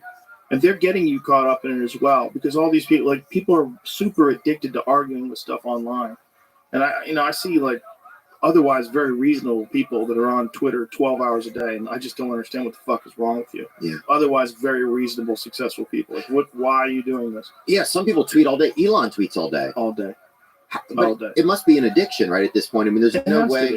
If It has it's to be. real, do you think it's really him doing it? Well, that was the Andre Dittman thing. That was the thing. The people were saying that this was a fake. So was that proven that it wasn't him? I've been trying to track that down to no idea what's. I'd heard that it was proven that it wasn't him because this guy who sounds like Elon was doing something while Elon was playing Diablo Yeah, live. they had them talk to each What? other. I think. in a space. Right. But they were never talk. They were definitely both making noise at the same time. But again, like without seeing both, Also, I've never seen a picture of the other guy. I don't think. that could be. Yeah. Right? You told me a guy like Elon couldn't, like, just for funsies, rig something like that. Yeah, That's like the Tesla. he's catching rockets with robot arms. You know, you don't think he could figure that out? He Yeah. can figure that out. He could have the algorithms talk to each other. I think there's, they can already translate your language. They can take whatever you're saying right now in your podcast and they can translate it to German, they can translate it to Spanish, they can translate it to anything. Hmm. If they can do that, they could for sure have a version of you that's quick enough with AI that it could respond like a person would. Well, it's all going to get interesting because now there used to be places if you didn't like what was going on, you could sail off to another place, but there's not that many of those places anymore. No, So that's one of the now- reasons why we got to protect America. We got to protect freedom because if they can lock down on us, we are the last beacon of hope for the world. And I know that sounds ridiculous. Oh, you guys are so ridiculous, so egocentric. Look what's happening to Europe. Look at the chaos. Look at the chaos. Look at what's happening in terms of like how people are upset at their political parties. Look at what's happening with Palestine and Israel. Look what's happening with Ukraine and Russia. Did you see that fucking bomb that went off today? You want to see something nuts? That's real. You don't know if it's real? I don't think I know, but yeah. For real? You sent me in the middle of the night. Yeah. Yeah, I don't think. Yeah. I was taking a shit. Oh, and I was yeah. like, Jamie needs to know about this one. Oh yeah, dude. I don't like shitting at night because sometimes I'll go back to sleep. So while I'm sitting there, my legs will fall asleep. Ever had that happen to you, Bob? Yes. And then you try to get up, and you're like, I'm stuck here on Yeah. shit island. Yeah. Your legs go numb. And then Yeah, you like- just fall down and hurt yourself. You just Imagine that's how you hurt yourself, like slipping with your pants down by your ankles and your numb ass stupid legs. You bang your fucking head into the nightstand like, ow! and your wife's like, "Is this who I married?" Ow! Yeah. You're the protector. You KO'd yourself in the toilet room for slamming your head off the fucking doorknob. Don't you get a big circle in the middle of your forehead for a month. Yeah. Every time she looks at you, she looks at you with your stupid fucking bruise, your pants down by your ankles, and half wiped ass. Dude, my mom used to always come. We doze off on the shitter as children, you know. My mom would always come in there and rescue us or whatever, you know. That's hilarious. Pretty Well, cool. now it must be more common because of phones. Oh yeah, people all Spend the way time. more time. A lot of crazy stuff are happening. You know, the Asians can't eat hot dogs anymore. I just saw that the other day. They can't, as a general rule. They're not allowing it. North Korea. What were you just looking up, Jamie? Ukraine hypersonic thing. Yeah. You need to see this. Oh, like so I've how to shoot down. I don't think that video is real. I'll just start there. You son of a bitch. But there's already saying like, don't believe the hype from 2023 Ukraine and the Kinzhal missile. Don't believe the hypersonic hype. Well, I remember in the beginning of the war, there was a bunch of footage that turned out to just be video games. It was going everywhere because people can make money from clicks, right? So, I'd say that explosion is not real. can I see that again? It's not real. Just- Well, everything's just dangerous now. How do you know that's not real? that when it comes up here, that video of that bomb in Hold on. Sri Lanka, someone edited that part. Those two things aren't the same. In what way? I'm just a history of looking at this stuff a lot. So, There's a lot of separation right there. See that oh, line? mm-hmm. But if it's far enough away for the curvature of the Earth, wouldn't that? All right. In theory, it could be real, but this is the only video of this that exists, Right. and See, no one else is this is claiming that this is real anywhere else. right. What I'm seeing though is that thing that you're looking at in the background is elevated, right? So that would indicate to me hills and valleys. So that means the bomb could be going off in the valley below that, and I don't know how far down that is. So if you're talking about an area like this, could be Utah, right? So like if you're taking a photograph in It looks certain, like Utah. It's got a soccer field Oh yeah, where do is they that? play a lot of soccer? in Ukraine. Utah? Oh, Ukraine? They probably do, right? So see what I'm saying? Like that could be far enough over that hill where you get that effective separation and still be natural. The way that it even looks, though, it looks like someone's got a TV behind another thing, and they're showing an explosion of a TV. The way that looks is not even Right. It does look like a little exposed correctly. If you will. right. And It even looks when it pulls away, it gets Yeah.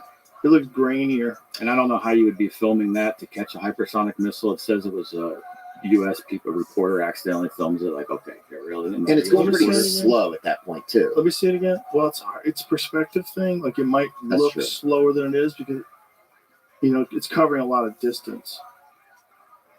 It looks like Terminator 2. Really. That's kind of like. It's hard too because like we're probably looking at cell phone footage, and cell phone footage is still not that good. So bizarre. They keep making it better and better, but And it gets worse and worse. The photos do. well, first of all, like drones, I have not seen one good cell phone drone video. So all that argument about like if UFOs are real, where are the fucking videos? Everyone's got a phone. Those arguments are now out the window because we know the drones are real, right? So we don't. What?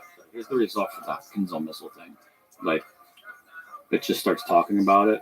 Oh, the type of missile that And, they're like, saying that was. If that was a real video, in theory would be everywhere. Yeah.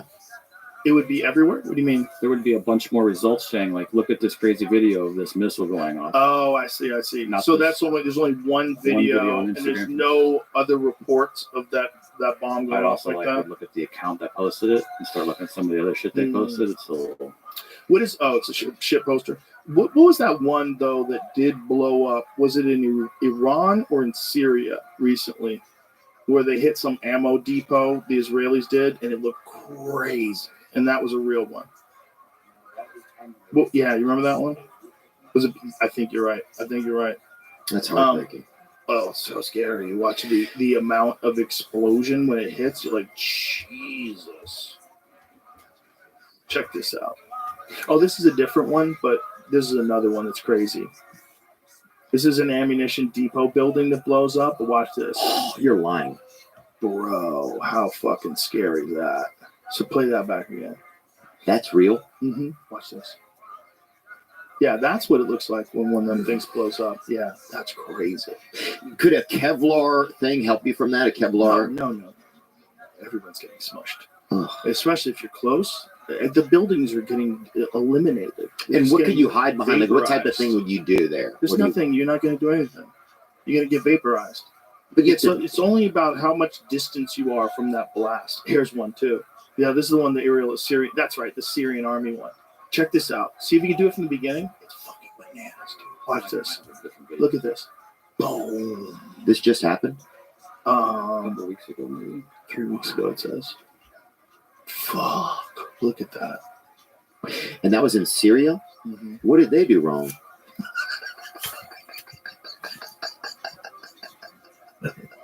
Wait, just phrased that was so funny. Oh, yeah, I don't know. If you really want to pay attention, you have to go down multiple rabbit holes. Okay. But, Assad was just removed as the dictator of Syria. Okay. What's that, Jimmy? Oh, I thought you did. He did get removed, right? And is he dead? Or is he... Because there was reports that he was in a plane. The plane was shot out of the sky. But then there was reports that he landed in Russia. So I don't even know what's true. Did he get a shot out of the sky? Or was that was like a story that was in the news? I remember hearing that. It's not saying he's dead when I Google his name. Are the stories still up that says his plane got shot out of the sky? Because I remember there were stories that said his plane got shot out of the sky, and then there was some Twitter story saying that he landed in Russia. I was like, what is going on with this? But they wanted a regime change, and they got it. How hard was it for him to get? That's the problem. If you want to go down this rabbit hole and have a conversation with like Dave Smith about it, He knows? Yeah. Okay. He'll take you down a rabbit hole. He's an interesting guy, huh? He knows a lot. He's very smart, huh? Very, very smart. He knows a lot. And he legitimately knows a lot. He's not bullshitting about what he knows. Yeah. And Yeah, that's why he gets these guys that get cocky and they want to have like Chris Cuomo want to have a debate with them, and he just trounces them Yeah, because he knows what he's talking about. He's not lying, right? The difference between a guy like Like any of these CNN type media darling types who pushed the fucking COVID narrative and push every mainstream narrative. Those guys, that's a very specific kind of mindset. It's a bullshitter's mindset. And those guys all melt in front of actual conversations with people like Dave Smith who know what they're talking about, are not ideologically captured. Yeah. Because there's certain things you just can't argue. You can't argue that it's a good idea to do certain things. And if you have not made that conclusion in your mind, you're still thinking like you're employed at CNN, you're never going to beat a guy like Dave Smith in a conversation. Because he's not going to argue with you if you're right. If you're right, he's going to agree with you. Yeah, he seems so locked in. These people they're doing a totally different thing. Reuters reports Assad may have died in plane crash, later removes report. Well, they got the call. So he escaped, I guess. But well, yeah. So They got the regime call. is gone and down, and I've seen no more updates other than this. That I don't know where he is. Do you believe that we still can get real news information, Joe? Not from me. Speaking of which, I have to correct something because there was a conversation that I had with Giannis Papas and Krista Stefano. We were talking about John Jones. I had heard a rumor that John Jones wanted $30 million to fight Tom Aspinall. And I did hear that rumor. And I did hear that the UFC said yes, but it is not true. So Dana contacted me and said that rumor is bullshit. So I felt obligated to tell everybody that was a fake rumor. I don't even remember because we did that podcast. Unfortunately, we did that podcast 2 weeks ago. Yeah. I don't remember who told me that. What do you think the amount is that John Jones would fight him for, or do you think it's an amount? Well, apparently John is thinking about retiring. Yeah. And he should. I mean, he's going to have to someday. He should. I'm not saying he should retire. I'm saying he should think about it. Give the man all the time he wants. He can fight whenever he wants to fight. That's John Jones. He's the GOAT. So leave him alone. If he decides one day to come back, and he comes back and he wants to fight Tom Aspinall for the heavyweight title, the question is like, how long are you allowed to hold on to the title before they start having that conversation? Now, he just knocked out Stipe Miocic, so give the man months. Give the man 5 or 6 months. Just leave him the fuck alone. But at a certain point in time, you have to decide who the heavyweight champion is. And if Tom is the interim heavyweight champion and John decides he doesn't want to fight anymore, he could do that. And he could do that also and then come back in a year and fight for the title. He could do that. He could do whatever he wants. But he might decide, you know what? Had an unbelievable career, never lost, except the disqualification loss to a rule that has since been reversed. He's the GOAT. He retires. He's got plenty of money. He's got an opportunity to do some acting. Yeah. He's an interesting character to me because he seems like them. He seems unique, kind of. Oh, he's very unique. Yeah. Like he seems hard to pinpoint, kind of. Does it make any sense or no? No, but that doesn't ever stop me from conversations with you. Thanks, dude. I don't require you to make sense. Yeah, he that just would be seems so unique. boring. Yeah, Imagine if I were, listen, Theo, I really love you. I love talking to you, but you gotta make sense. Imagine that would ruin our whole relationship. That's true. That would be the most ridiculous requirement. Well, you know what Joe said to me? People go, what? That is so fucked up. Why would he say that? God, give me one of those gay steaks, huh? These things are $30 more. God damn. It comes out. They fucking You pull tell it. me queer shoulders $9 more per pound. They serve it in a high heel shoe. The waiter takes it out of the shoe, plates it. The waiter just kind of scoops it onto your tongue. Yeah, I I'm call tell- it a juicy Santana. But they're gonna start. It's gonna start happening. They're gonna start getting these LGBTQ meats. They're gonna start getting. What's the D? You put a D in there. I don't know. I think probably for cat. She said LGBT. I don't know, dude. They keep putting other stuff in there. New ones. Yeah, they always add ones. But the one that pisses me off the most, they add the A. That's asexual. Hey, stay out of it. This is not you. Why are you in there?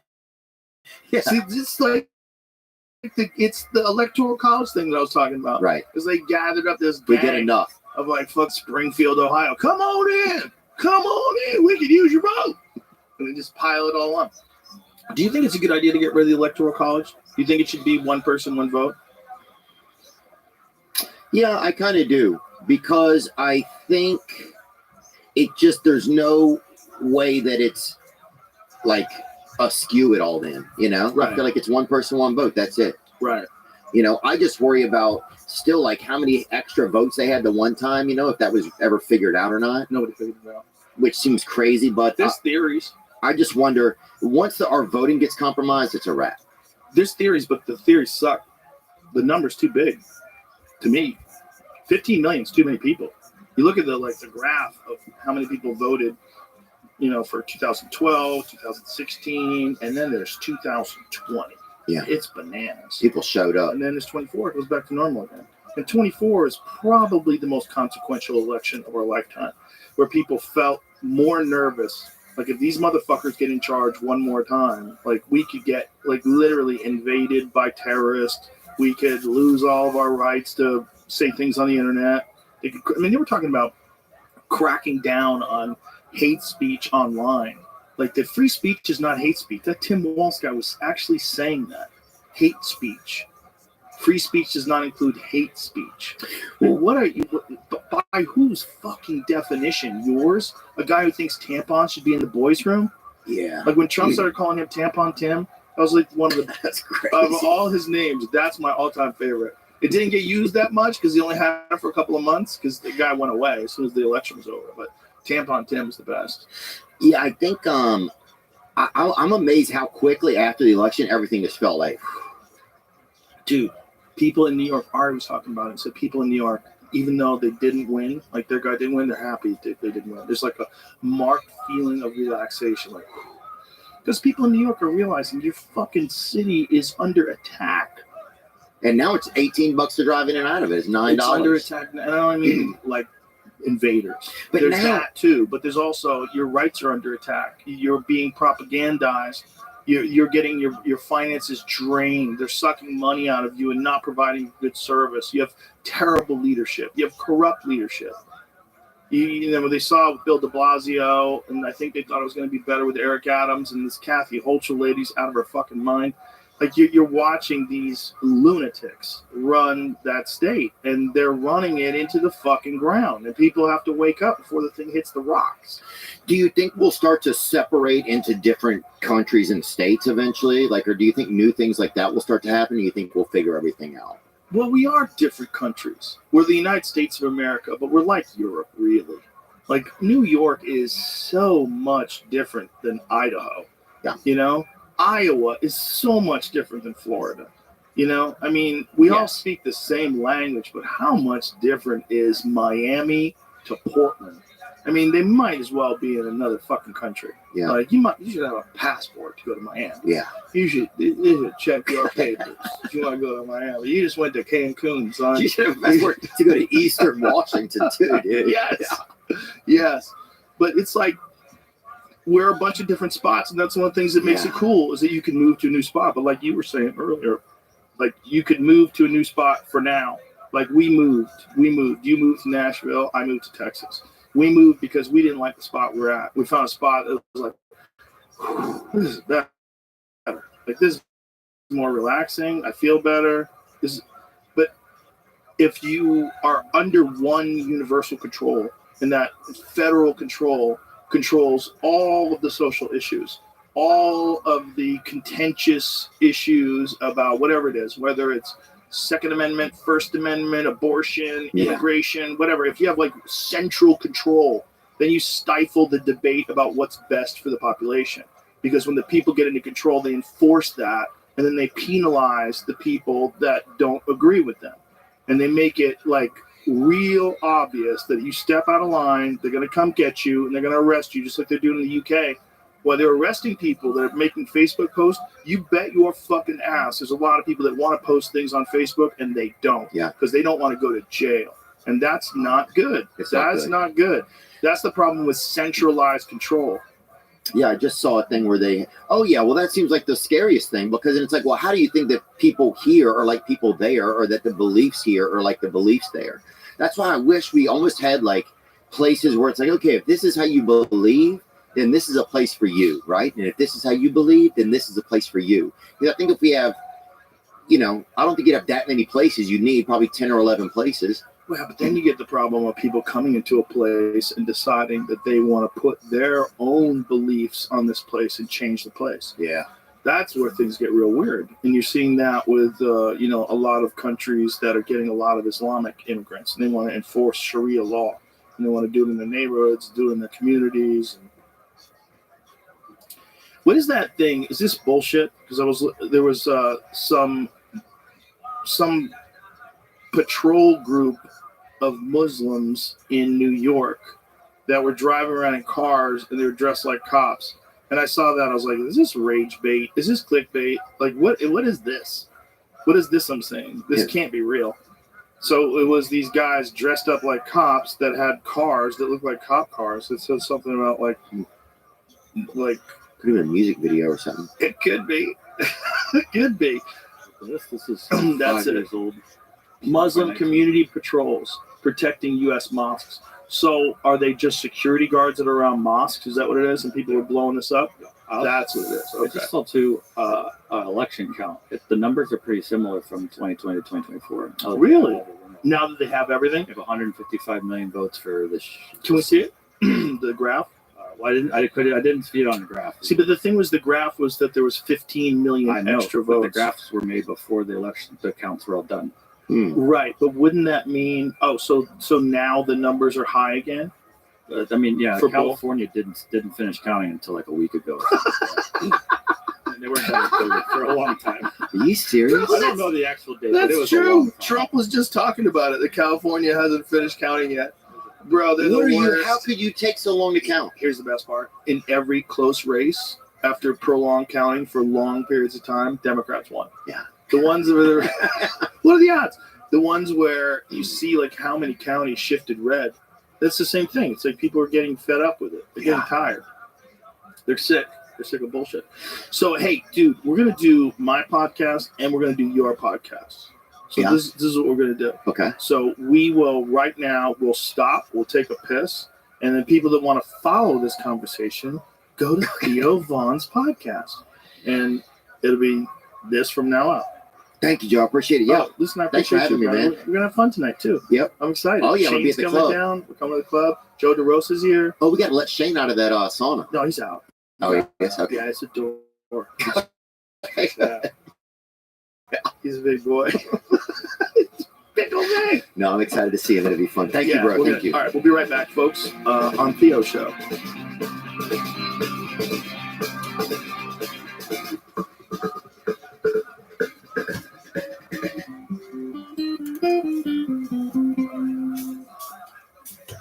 Joe Rogan podcast you could do.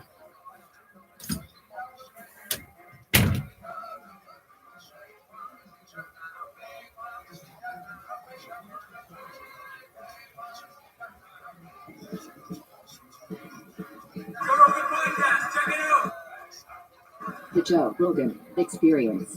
Train by day, Joe Rogan podcast by night, all day. Wes, very nice to meet you. Joe, pleasure. So I, like many people, was introduced to you because of the debate Yeah, you had with Billy Carson. quote unquote. You know, it's one of those things where it's very unfortunate when people get caught with their pants down. And I'm not an expert in many things, but the things that I am an expert on, you could wake me up at 4 o'clock in the morning and ask me about those things. And I go, oh, yeah, no, yeah, this is what it is. Yeah, I know, you know, like martial arts or comedy. I could tell you, I could give you an expert version of reality. It seems like he does not have that, and he is a wonderful talker, and it's a lot of fun. I like watching his videos. I love all that ancient history stuff, and even the most ridiculous tinfoil hat aspects of ancient. It's fun. it's entertainment. But I know that there's a different, like Andrew Schultz and I had a discussion about this. Like he said when he had Billy on the podcast, he said, we're not going to fucking research anything. We're not going to search anything. We're not going to do anything. We just let him talk because it's fun. Yeah, Andrew's awesome. But when he was on with you, it was quite apparent that you are an actual expert in the Bible and in many religious texts, and that he didn't necessarily have the facts straight. So Yeah. what was the fallout of all of that? Well, it's interesting you say the expert thing because I literally was asked to do it 24 hours beforehand.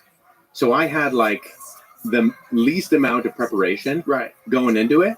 And I was okay with that because I'd you were listened actually to Billy expert. Carson. Well, and I listened to the stuff he'd said. So I knew enough about the ways that he'd articulated Mhm. things about the ancient Near East and the Bible and Christianity to know enough that his level is pretty surface. But the fallout was that not only did he not want us to release the conversation, but then he started throwing out cease and desist letters, and then he started, trying to sue people.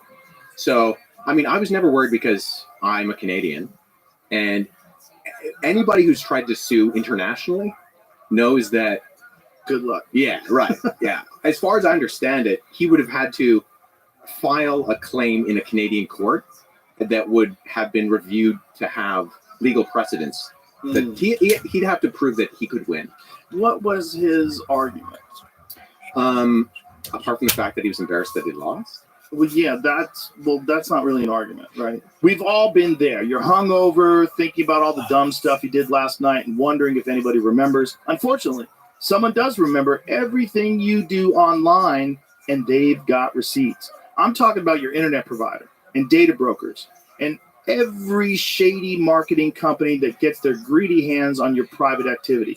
But this year is going to be different.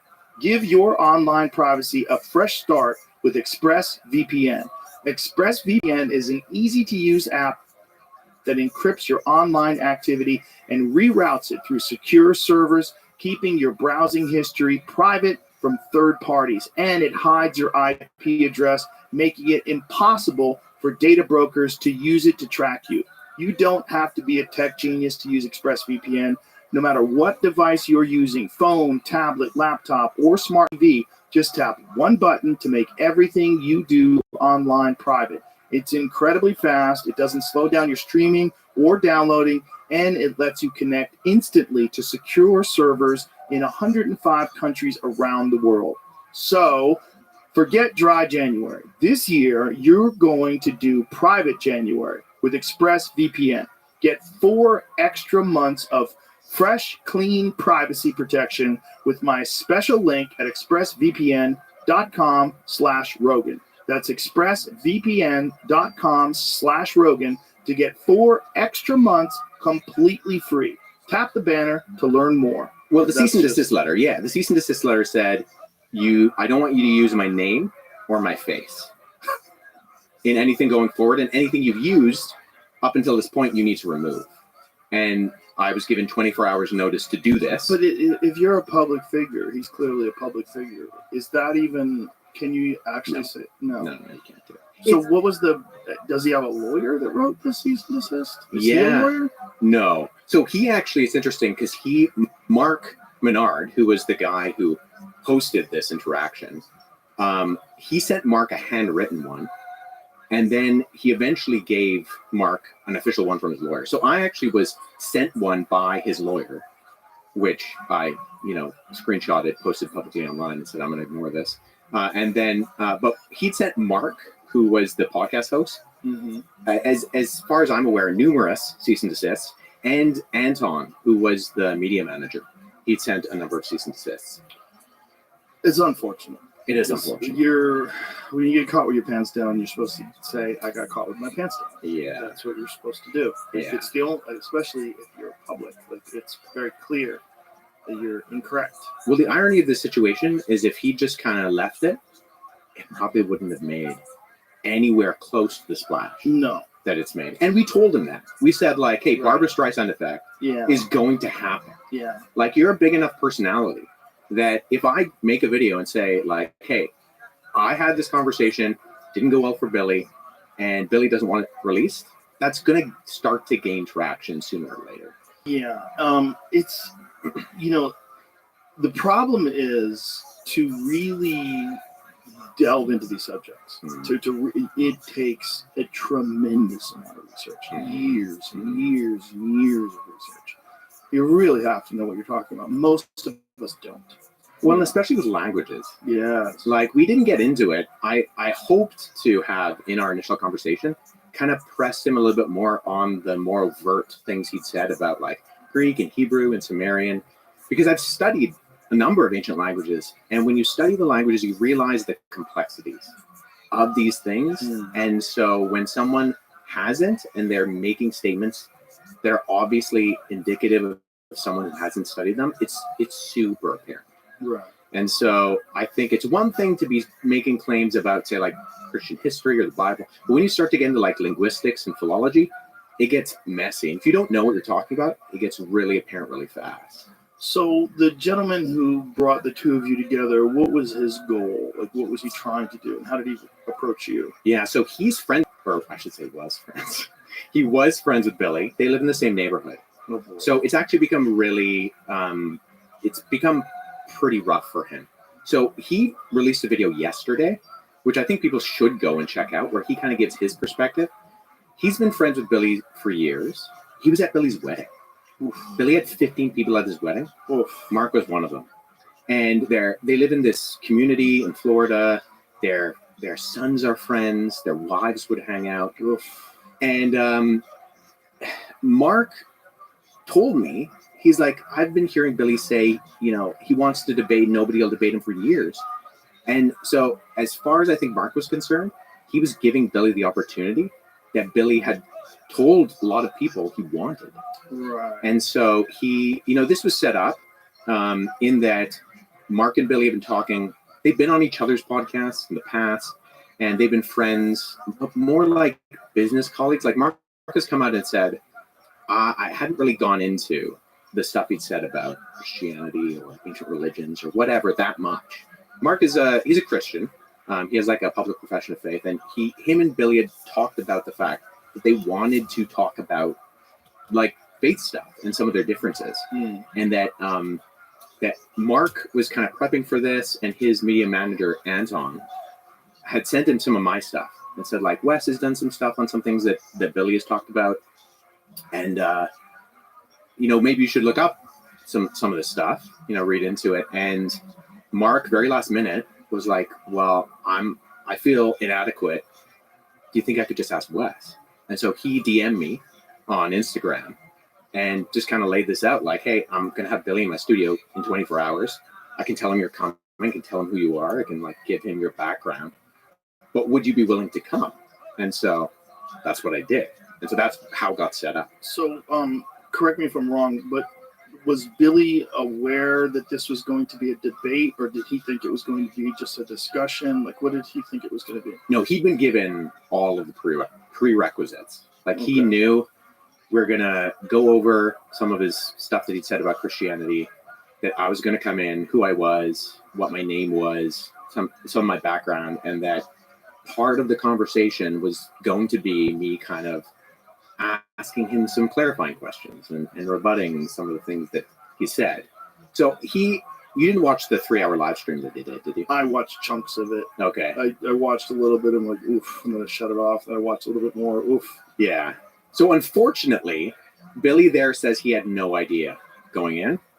And I mean, as Mark said in his video that he released yesterday, I mean, that's pounding false. He knew what it was going to be, who was going to be involved, and even some of the things that we would be talking about. Okay. And he also was claiming that it wasn't a debate, that he had been involved in debates before and that he would prepare for debates, but this is something he didn't prepare.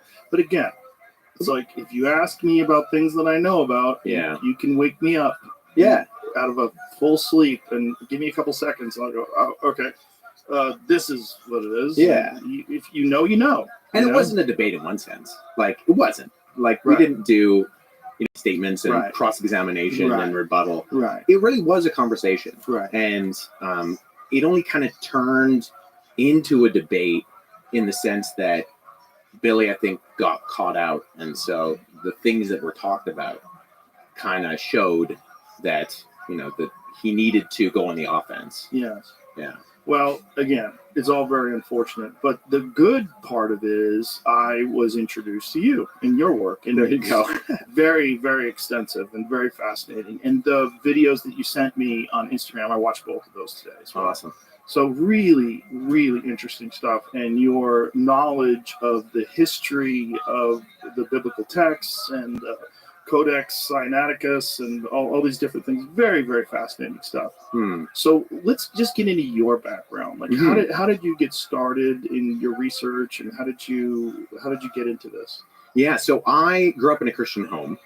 My parents were missionaries, so I was born in Pakistan and spent a portion of my childhood in the Middle East, with my parents working in Amman, Jordan. And then we came back from the Middle East when I was pretty young.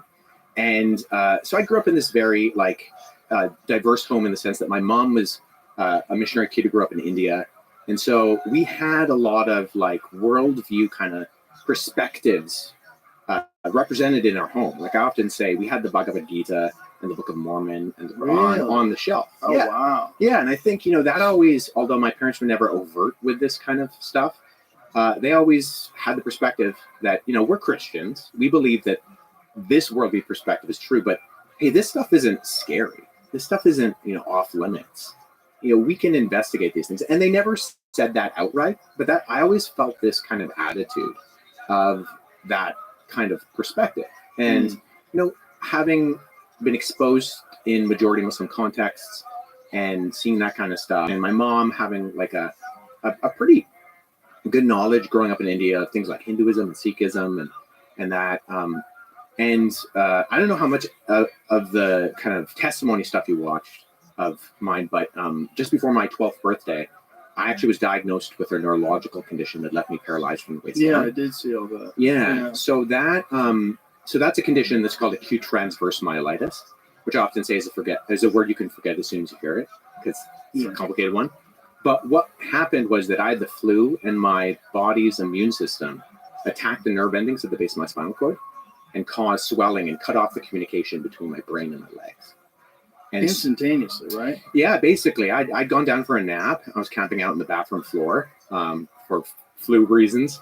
And when I woke up, about 30 minutes later, I couldn't feel my legs. And so, yeah, that's the acute part of the acute transverse myelitis, was that it was basically instantaneous. And that's what made the diagnosis as severe as it was. Like they said, there's a 30% chance.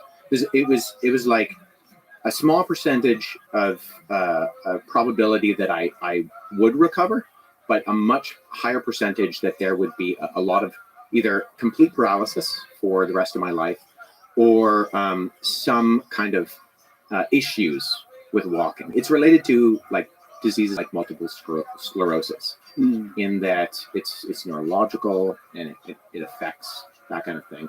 And 1 month from the day that I woke up and couldn't feel my legs, I woke up on Saturday morning, got out of bed, walked over to my wheelchair and sat down. 1 month. 1 month. Yeah. January 8th to February 8th. Exactly. Very fortunate. You're telling me. Yeah. Yeah. What treatment did they give you? So initially they gave me steroids to reduce the swelling, but so I spent 11 days in the hospital being overseen by pediatric neurologists and specialists in this, because it's a very rare condition. And so they were studying me, and they gave me steroids, and they did some other tests, but really there was no true kind of treatment in that. And so I was doing physiotherapy. I'd be pulled out of gym class in school, but it was a little bit of a joke. Like, can you move your legs? Can you, it was. Could you move anything? No, nothing. Could you feel anything? No. In fact, when I was in the hospital, I'd wake up and there'd be pinpricks in my legs, because they'd be testing where the reactions were, and they'd have used a syringe. And so I'd wake up and there'd be these tiny little pinpricks in my legs, because they'd been testing while I was asleep to see what the kind of, whether it was registering neurologically kind of thing. But I couldn't feel anything. I was fully a paraplegic. Yeah, but going back to that, so I experienced this, what I consider to be a true supernatural experience, in that I walked into the hospital to the doctors that had overseen me, and they were the first ones that used the word miracle. They said, we really don't have any type of medical explanation. And mainly because there was no atrophy. because of the cutoff of the communication, my muscles in those 30 days were fine. In just a short amount of time, but they said there should be something, and we're picking up nothing. That's crazy, because I've broken limbs before and had them in casts, and just in the 6 weeks that you have a cast on, Yeah. you have massive atrophy. Yeah. So Yeah. that was the kind of predication for them using the word miracle. And so that's kind of, it marks this, what I do consider to be like this supernatural, something happened. But did you feel like that was like a calling that led you to a very specific mindset after that? It's an interesting way of putting it. I mean, as much as you could at 12 years old. Right. But it must have had a significant impact on your psyche and your perceptions. Yeah, well, it definitely led to things like later in life, I got very involved in athletics and in track and field. And part of that was feeling a conviction that I knew what it was like to not be able to wake up and walk out of the room. Right. And so taking that pretty seriously and competing competitively well into university. Because even though, I wasn't the most naturally talented individual on the team, I felt like a motivation to be able to, okay, I don't want to waste this. Right. Yeah. Right. And then later on, in terms of your original question, the difference in that was that I realized, okay, there's something out there, something happened that I can't totally explain on naturalistic terms. But how do we go from that to saying, okay, well then this worldview is correct? And so despite, being raised in a Christian home, I felt like my parents telling me what was true is not the worst reason to believe it, but it's also not the best. And so as a teenager, I did a lot of kind of soul searching. And like I said, I was able to do that to a certain level of degree because of the openness within my household, where I pulled the Quran off the shelf and I read it, front to back, just trying to figure out, okay, what's going on here? What's all this about? Right. And it was through that period of like searching, and it wasn't a crisis of faith. That would be an overly exaggerated term, but it was kind of inspirational faith. Right? Maybe, yeah, digging through. Okay, well, what do these guys believe? Right. What is this perspective? Right. And that was about a period of about a year and a half. And at the end of that, I did truly feel that, okay, well, I think in the ways that my limited ability as a teenager to investigate these things, I think that Christianity is true. But it wasn't until I went to university where I was engaging with people of other faith perspectives in Toronto at York University, where I was talking to Muslims and Mormons, Jehovah's Witnesses and atheists, from the gamut. Mm-hmm. And I was having these conversations and I was expressing kind of my perspective on what I believe. And they would say things like, well, that sounds great, Wes, but, that's all the Bible. You can't trust that. And so that's where I started to take the Mormons say that to you? Well, yes, that's kind of crazy. yeah. Well, in the sense that the Mormon was the craziest one. Yeah, we know who wrote it. Yeah, and he's a shady dude. He is a shady dude. Well, no, they did in the sense that the Book of Mormon trumps the Bible. So they would believe. I think it's the 10th article of the Mormon Church is that they believe the Bible insofar as it is translated, and so they have this perspective that there's been things that have been affected. I mean, Joseph Smith made his own translation of the Bible. Mm-hmm. And when he was 14.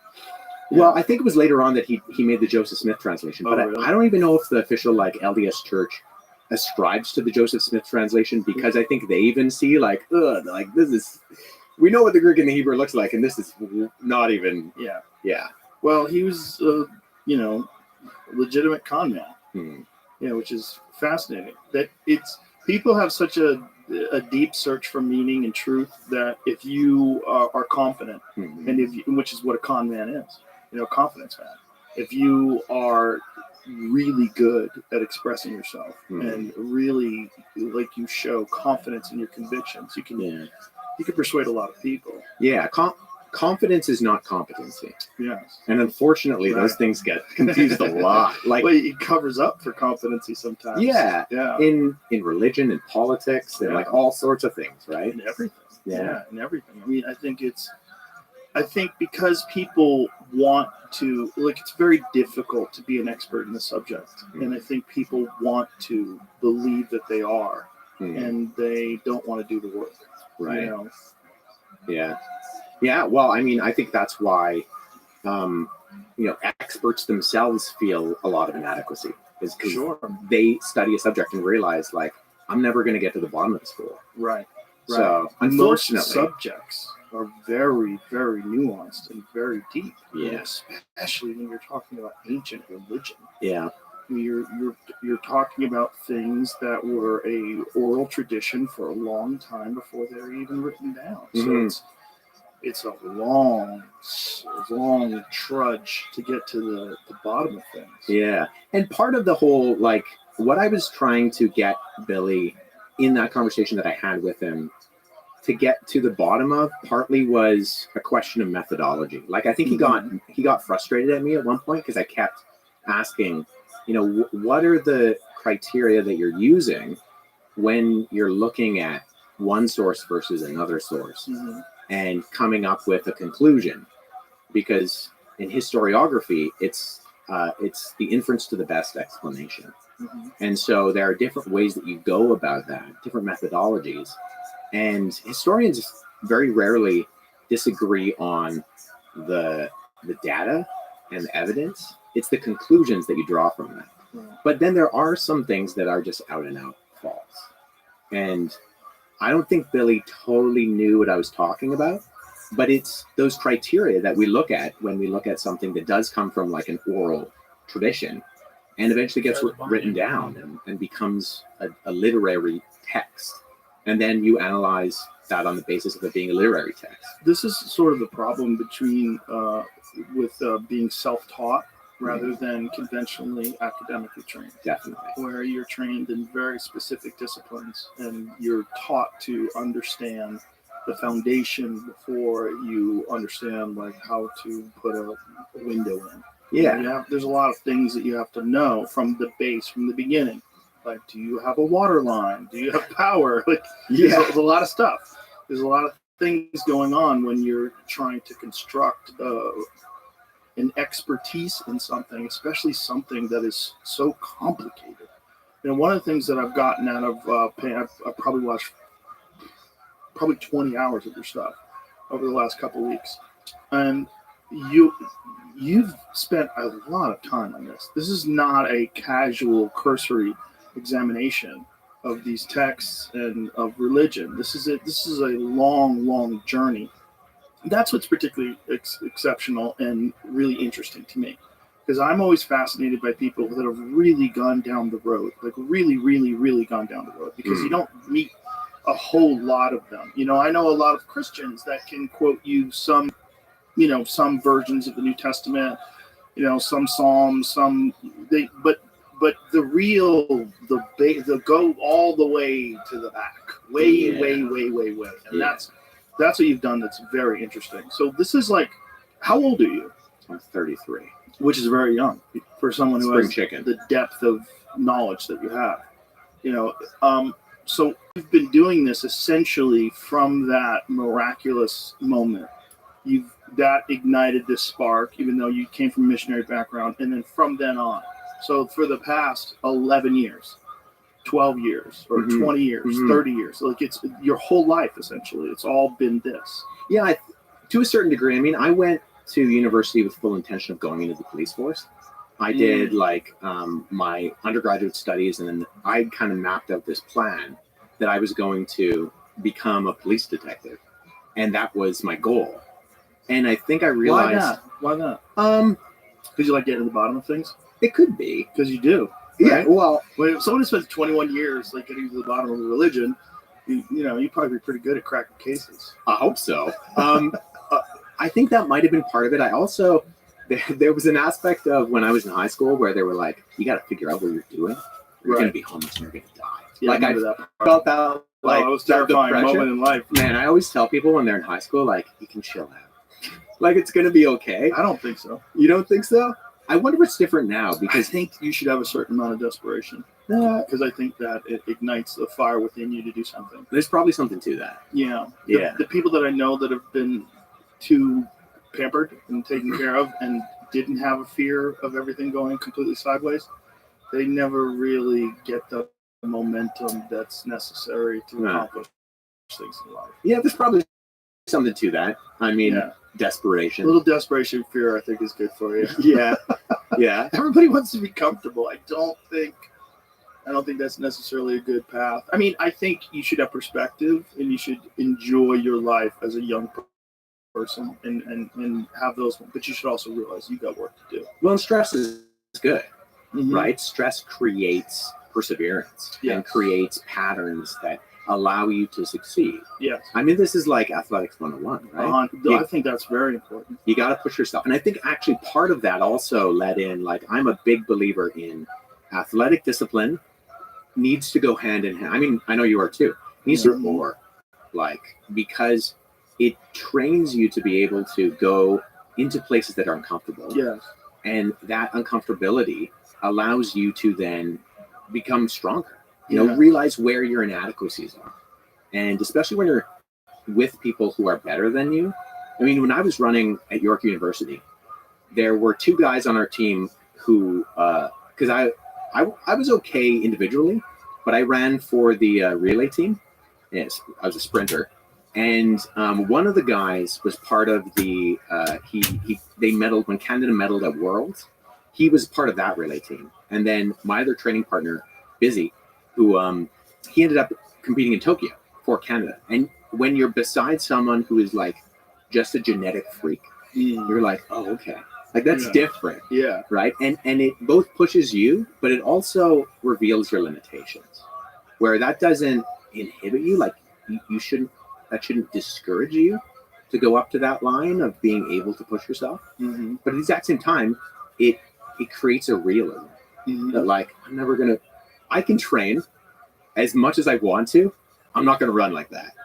Right. Yeah. And so, yeah, but going back to what you were asking, like, I think there was part of that in wanting to go into the police force, but then realizing, like, around my third year of university, that my passions and motivations were very, very different. And that I didn't know how to go about that, or where the proper place to do that was, but I knew that I needed to lean into that to some degree, particularly with the Bible, because I was claiming that this Bible talks about this guy Jesus, and I'm a Christian. So I have a friend, Andy Bannister. He's out in the UK, and he says if you take Christ out of Christian, all you're left with is Ian. And Ian's a great guy who's not going to save you from your sins. And so, like, if I'm wrong about the Bible, those people who push back on me, right, those skeptics of various worldviews, if the things they were saying about the Bible were true, then it did actually legitimately undermine what I believed. And so I needed to take that seriously. I had an obligation to actually investigate those things as far as I could. Playoffs. We're talking about playoffs? You bet we are. Get in on the action with DraftKings Sportsbook, an official sports betting partner of the NFL. Scoring touchdowns is key to winning the playoffs, and you can score big by betting on them at DraftKings, the #1 place to bet touchdowns. Ready to place your bet? Try betting on something simple like a player to score 6. Go to DraftKings Sportsbook app and make your pick. New DraftKings customers can bet $5 to get $200 in bonus bets instantly.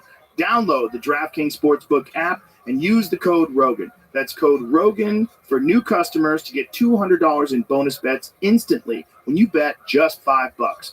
Only on DraftKings Sportsbook. The crown is yours. Gambling problem? Call 1-800-GAMBLER. In New York, call 877-8-HOPE-NY or text HOPE-NY 467-369. In Connecticut, help is available for problem gambling. Call 888-789-7777 or visit ccpg.org. Please play responsibly. On behalf of Boot Hill Casino and Resort in Kansas, 21 and over, age and eligibility varies by jurisdiction. Void in Ontario. Bonus bets expire 168 hours after issuance. For additional terms and responsible gaming resources, see dkng.co/audio. What is the oldest version of the Bible or the stories in the Bible? Is it the Dead Sea Scrolls or are there older versions? The Dead Sea Scrolls are the oldest of the Old Testament.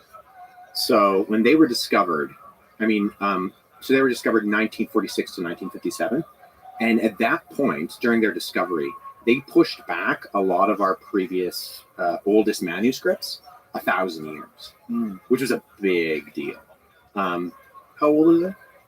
They're anywhere between the 3rd century BC and the 1st century BC. So it's kind of tricky because the Dead Sea Scrolls they're like a library that we refer to. So it's approximately 970 documents.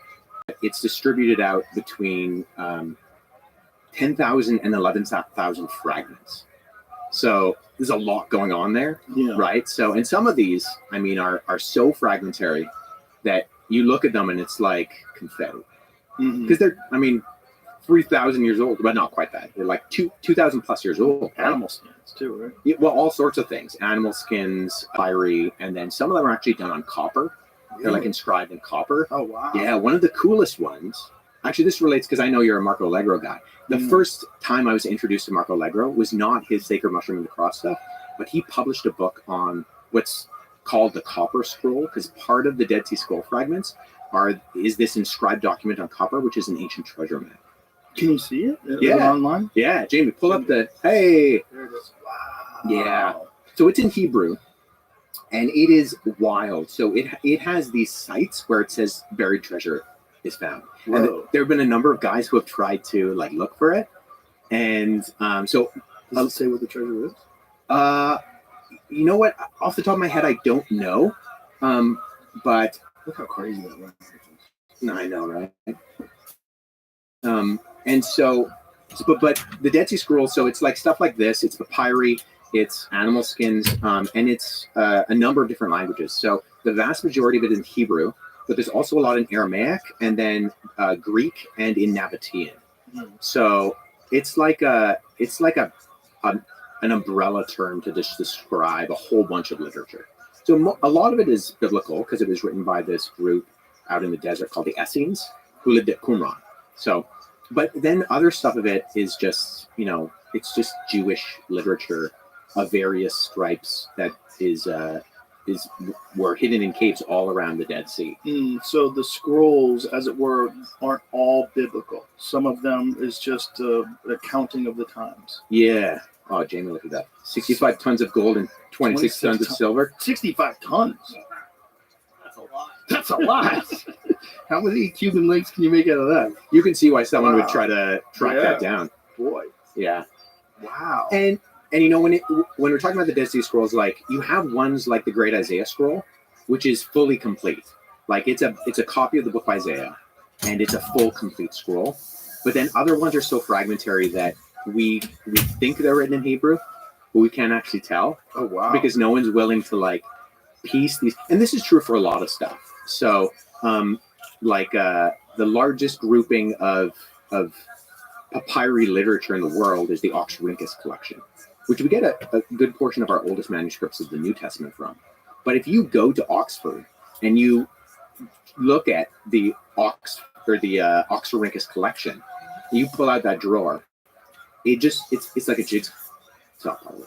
And you're like, like most of it is untranslated, untranscribed, because the amount of man hours that it would just take to even put it together, never mind then go to the effort of transcribing and translating it. And most people are not willing to do that. And if you're missing chunks, how do you even make that puzzle connect? Well, that's part of my area of speciality and research is in regards to that. So I study paratextual features.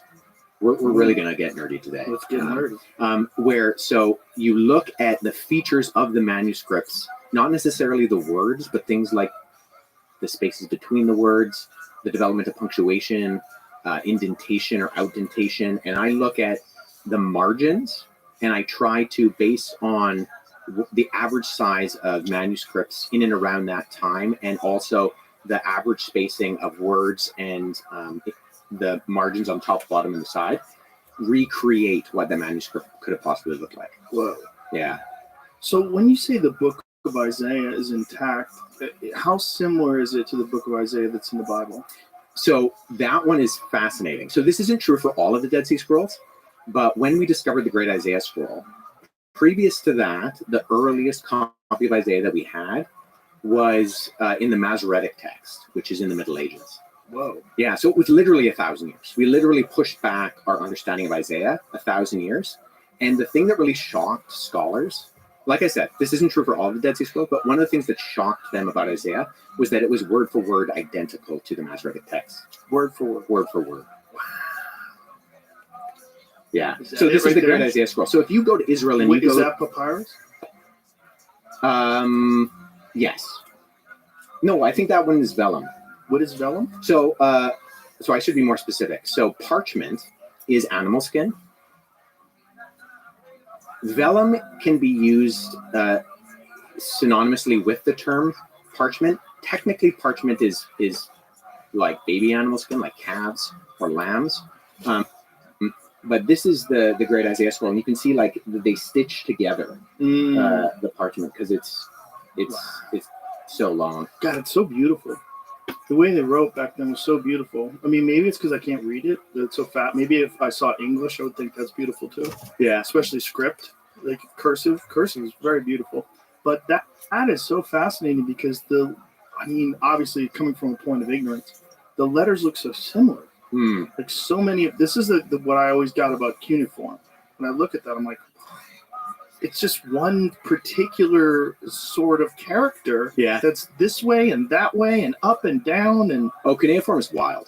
Weird. It's really, really tricky. And that's the thing when, like, if you're studying ancient languages and you start to study Greek, like the Greek alphabet is similar enough that you're like, okay, alpha looks like an A, right? Delta looks like a D.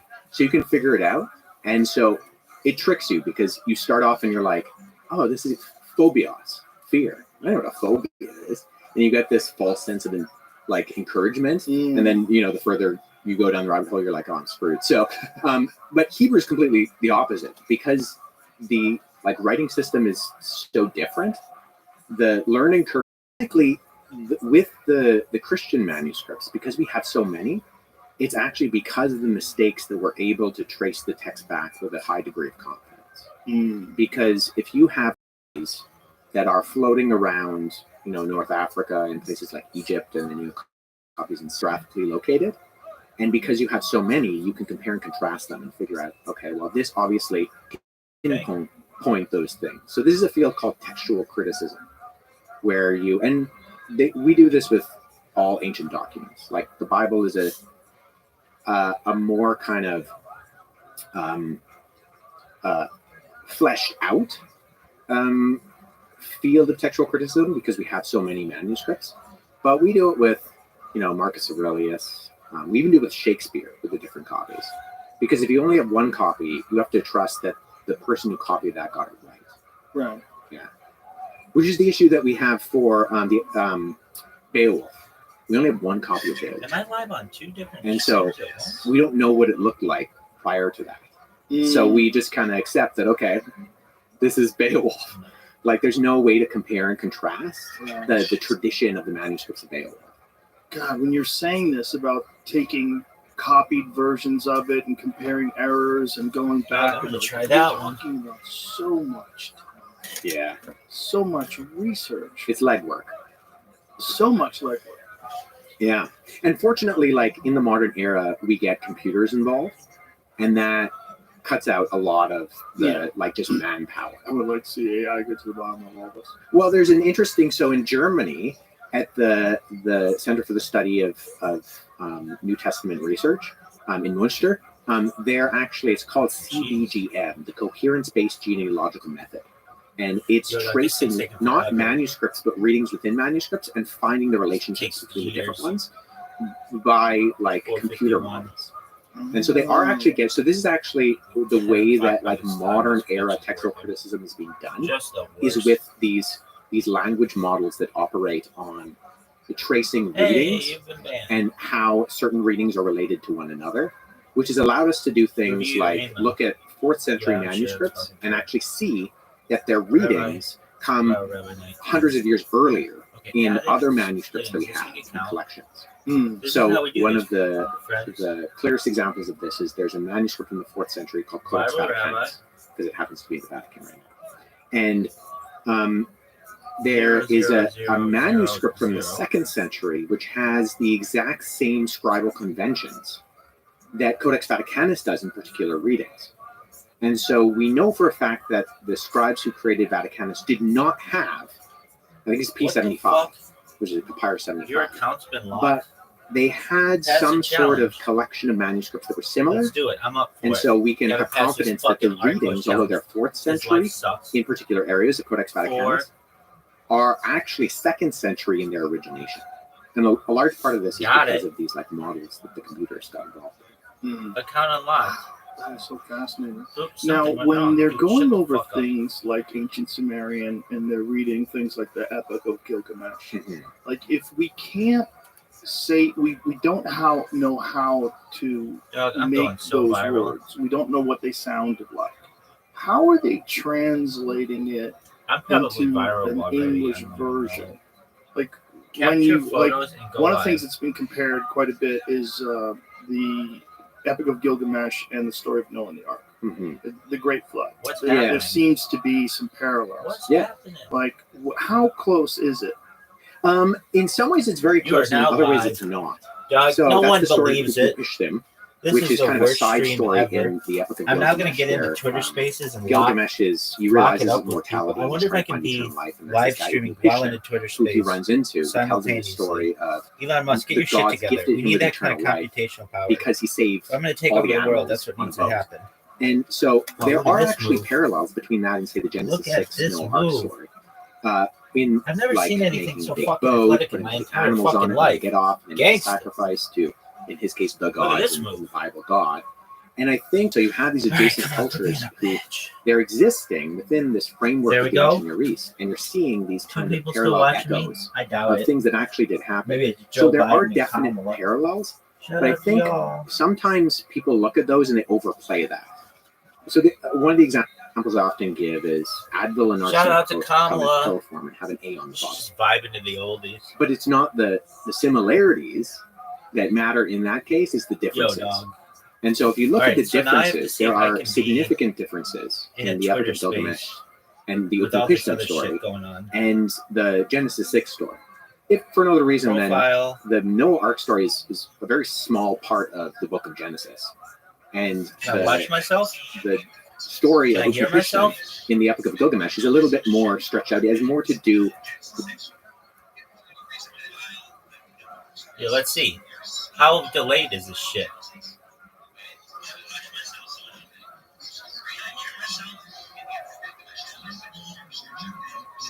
I can. Got one person watching me. That's big time. That's fucking huge. Alright, this thing sucks though. Maybe I've gotta look at this move. Oh, look at this move. Wow, 4 fucking people are watching this shit? I don't believe it. Not in a million fucking years would I believe that. Alright, let's try it. Let's try it from back at the wall. I'm sure people are like, oh, that sucks. I wonder if I can even hear myself.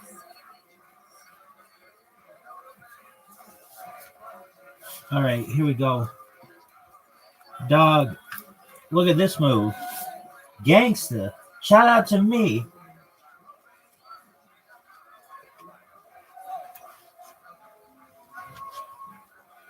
Sup, y'all? I wonder if I can hear myself.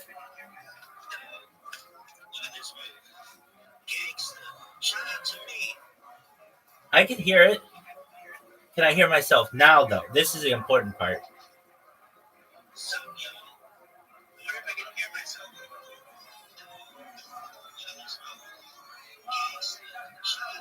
Yeah, dog, that's tight as fuck. All right, we're just chilling, baby. with the theme of what Gilgamesh is doing in his epic. So, but there are obviously parallels between that because these are both ancient Near Eastern stories, Hype. and they're products of their day. We have 4 people In watching. the same way 8 that people. I think you see I don't fucking parallels believe it. between 8 fucking people some are of watching the this. New Testament This is just the most amount of Gospels people of all and time. other ancient Let's Greco-Roman get into these biography. fucking Twitter In spaces that, and rip these shit are up. products of Yo, dog. ancient history, and so they're going to look like other ancient historical writings that kind of parallel around that. Does that make sense? Let's see. Let me in on this bitch.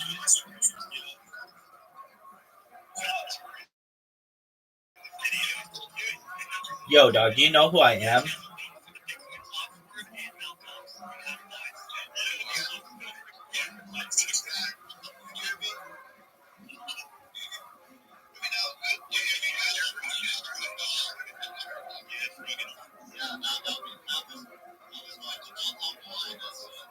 Shout out to Gambino.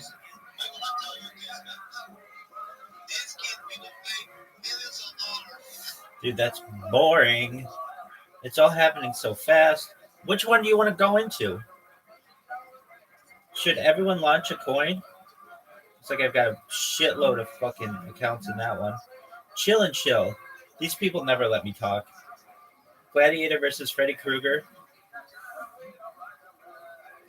Probably a good comparison.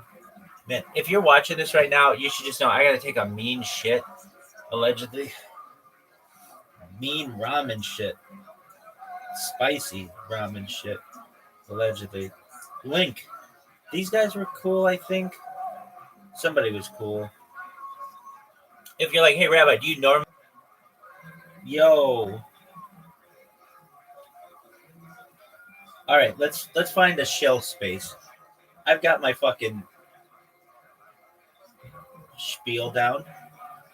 I stream live 24 hours a day, 7 days a week, 365 days a year for world peace. Shill, the next 1000x is here. Shill, stop. All right, chill and chill. Meme contest coin.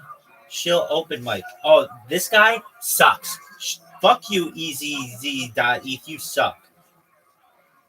What's the ticker? Shill, stop. Let me in on this bitch.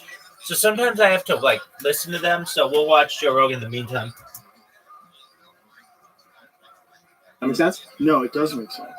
It's just when you're talking about the oldest Is anybody of old watching that stories, bitch? it's always so interesting to There's wonder. no way there are like, that many when- people watching. What was when they're taking these oral traditions, like Socrates is famous for saying that he didn't. Man, I gotta believe take you a should write dump. things, Yeah, right? make people Because- lazy. Right. It makes Yeah. you lazy. You need to learn how to remember things. You Yeah. need to exercise your memory, which is so fascinating when you think that there must have been people that were in charge of Oh, they just kicked me out. memorizing these oral traditions. Fuck that Yeah. guy. And when you're talking about, particularly if you're talking about the Old Testament, the series of writings, like these are long stories Hmm. that someone had to remember and pass on to generations. So the thing with me was always like, well, what was the origin of all this?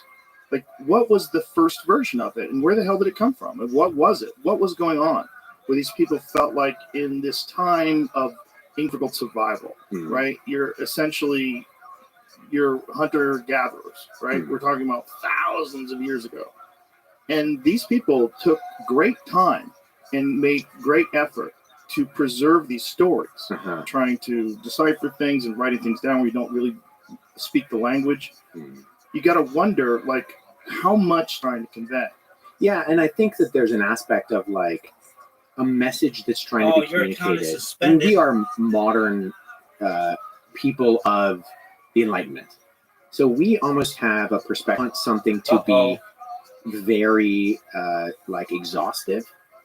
That ancient writers didn't have those same sort of conventions for, so they're going to capitalize on certain ideas and concepts for the purpose of when someone tells you a story, you don't memorize everything. Right. You go to university, you write notes, right? The people who are writing everything the professor's saying word for word, probably not the people who are going to remember what the professor says as well as the people who write down the main things.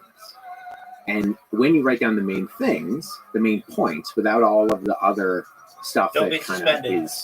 is just it's icing, then you get the main idea more. Ancient writers talk about this. So there's a guy named Quintilian who exists in the 1st century BC, and there's this series of writings that we call progymnasmata, which are basically like, how do you do good writing? So he's training people, maybe even individuals like Plutarch, saying like it's just as important what you don't say as to what you do I say, wonder if I really had because many people you don't watching. want to. Writing in the ancient world is expensive, really expensive, and B, you want to Broadcaster make sure subscribers. that Shit. your audience is actually getting the message that you want to convey. Mm. And so this is something that when you read like German scholars, biblical scholars of the 19th and 20th century, or even prior to that, like 18th, 19th century, they look at the Gospels and they're like, this isn't biography because it's not capitalizing on Jesus's childhood. And we all know that good biographies tell about your childhood and psychologize and these sorts of things. Whereas if you look at some of these ancient writers who are talking about how you should write biography, they say if there's nothing in their childhood that's that significant, don't write it. It's going to distract from, like, if there is something, say like Jesus's birth, or Luke tells a story when he's 12 of Jesus, when he goes with Mary and Joseph, and Mary and Joseph lose the Son of God and they start going home without him, and they're like, where's Jesus? And they got to go back to Jerusalem. That's a significant story, and so it appears that Luke includes it because there's a significant reason to include that. But they wouldn't have had any problem with leaving out large portions of someone's 17 life fucking people are if it watching didn't this. contribute to what the ultimate goal of telling that person's life was. 18 I think what's people. also what's I don't important fucking is believe it. we have I just to don't believe try, as difficult as it might be, There's to put no our way. minds I have in 18 the people context watching of me people who on live any in a platform. time where most people were illiterate, and Yeah. you're telling these parables, you're telling these stories as an oral tradition, and that they have a different mindset in terms of the distribution of information Totally. and what the significance of these things are. Yeah.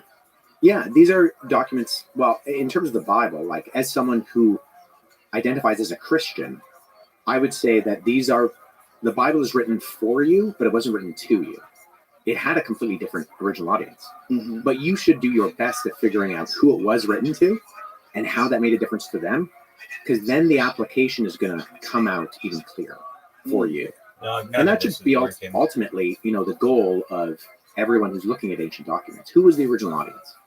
How would they have understood it? Yeah. Because you can read all sorts of things because of your modern conventions into what someone is talking about in the ancient world and completely bypass what they're 22 actually. people. Completely into the context of these people that were living then. It's almost impossible to imagine the way they viewed the world and the way they communicated. And when you're dealing with like really old stuff like the Sumerian text, and then people have to be a scholar in ancient, still there's massive debate. There's a whole website called sitchiniswrong.com. Yeah. But he's the most fun. He's fun. I'm not convinced he could read Sumerian either. Really? Yeah. I think he was bullshit. I'd like to give him the benefit of the doubt. He takes so many liberties with the stuff he's commenting on that from actual translation. Okay, so he would take these translations and then make his own assumptions and his own interpretation. Is that what it is? Yeah, I think to a certain degree. Even something like Nibiru is not a Sumerian word; it's an Akkadian word. But he makes a big deal about it being related to Sumerian, and it is a word that appears within Akkadian. And Akkadian is what time period? Akkadian is just after, so it exists kind of in a crossover where Sumerian predates Akkadian, but Akkadian develops alongside, and then as cultures like the Assyrians come into power and kind of subvert the Sumerians. So oldest Sumerian writing is what? What's the oldest timeline? Like 5,000? Yeah, around that. I think like 4 to 5,000 years ago. Okay. And then Akkadian to like it has stages. And then you have like Babylonian, Proto-Babylonian, Persian, Old Persian, Elamite as We don't have it. There's no writing at all. Göbekli Tepe, correct? It's all just iconography. Yeah, or at least that we figured out that looks like writing. Yeah, I'm really hoping to go back to Tepe. What's your take on this whole reluctance to further excavate, and how they have such a small amount of the site? It's only 5 uncovered, but through LiDAR, they're aware there's a bunch more. Yeah, I mean, I'm not an archaeologist. I have friends who are archaeologists, and I think archaeology is tricky because so much of archaeology is dependent on governments and institutions and funding, where it's like, like they're kind of doing the last stage. So, yeah, I mean, I think there's certainly incentive by the Turkish government to want to capitalize on that tourist destination. Not 24 people are watching you at once. You really need to safeguard archaeological excavations because otherwise it's being compromised, right? And like pillaging and stuff like that. It happens. I mean, when I was in Egypt 2 summers ago, and you go to the Valley of the Kings, they've got security cameras up everywhere because there are tombs there that we still haven't discovered, and so they're like, we don't want people digging around in here looking for. Well, they've lost so much over their history. Oh, we've only discovered 1% of ancient Egypt. That's so nuts. 1%. Isn't that crazy? That is the nuttiest part of all of history is Egypt to me. I still have not been. You gotta go. I know. I almost went in December. I just couldn't find the time. I'm just too damn busy. I will though. I definitely will. But it is to me the nuttiest time in history because good luck explaining the Great Pyramid. Good luck. And it's such a big time frame. Like there's 1,000 years between the pyramids being built and Tutankhamun in the Valley of the Kings. Yeah. 1,000 years. Yeah. Nuts. It's so crazy. Egypt is one of the wildest places you'll ever go. Well, it just doesn't make sense. It's like, how? What were you guys using? What were you doing? How'd you do it? How'd you measure it? How'd you figure it out? Yeah. You've been to Greece, right? Yeah. Have you been to Jordan? No. Oh, you gotta go see Petra. Yeah. Petra's phenomenal. Greece rather was fantastic. They're all crazy. God, it's just like when you're just there in the presence of these things and just trying to put your brain back thousands of years and imagining what society was like back then. It's crazy. It's crazy. Egypt was crazy because Egypt is like Greece in that you have like, you can go to the Pantheon and you see that kind of stuff, right? But you go to Egypt and there's 4,000-year-old paint on the wall. You're like, what? I can't get paint to stay on my wall for 10 years. Like, and it's almost exclusively because of the climate, and it got buried in sand. But it's so wild. So wild. When you say that 1% of ancient Egypt has been discovered, what do you really mean by that? Of the percentage of what we know that happened in Egyptian history, 1% has been excavated in terms of what we can actually pull out of the ground and look at artifacts. So there's whole eras of pharaohs that we don't know where they're buried.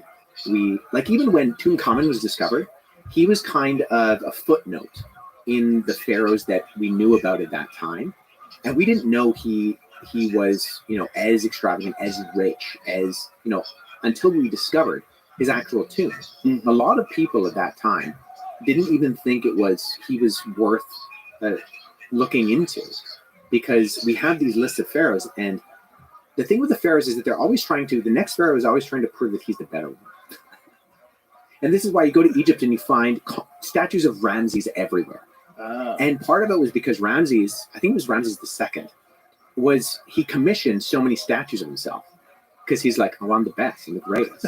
And what they couldn't keep up with the commissioning, and they started actually rubbing off the names of previous pharaohs on statues and just putting Ramses on it. Really? Because he was just, so you go like from the top of Egypt to the bottom of Egypt, and you're going to find statues of Ramses. He wanted to leave his mark. He wanted to leave, and he did, right? Like, it worked. We're talking about it now in 2024. I know. Yeah, that's nuts. So when you go there, what's good, my man? You keep changing your name. Why is the same name? At least when you come in here, it changes a lot. That's why. There, and you're in the presence of these things, and you try to put yourself back into that time period. Like, what do you? Have you ever tried to think like what was the motivation? Right. Probably that's a mark that just doesn't even make sense. There's something to that. I mean, if you think you're a god, Right. and you have this whole kind of worldly perspective of and theology that you need to make something that and bear yourself with all this crap because that's going to make a difference. The perceptions of people in the ancient world are just so different. We got it so good right now. Oh yeah. Like longevity, health, Mm-hmm. food Mm-hmm. is just on a completely different scale.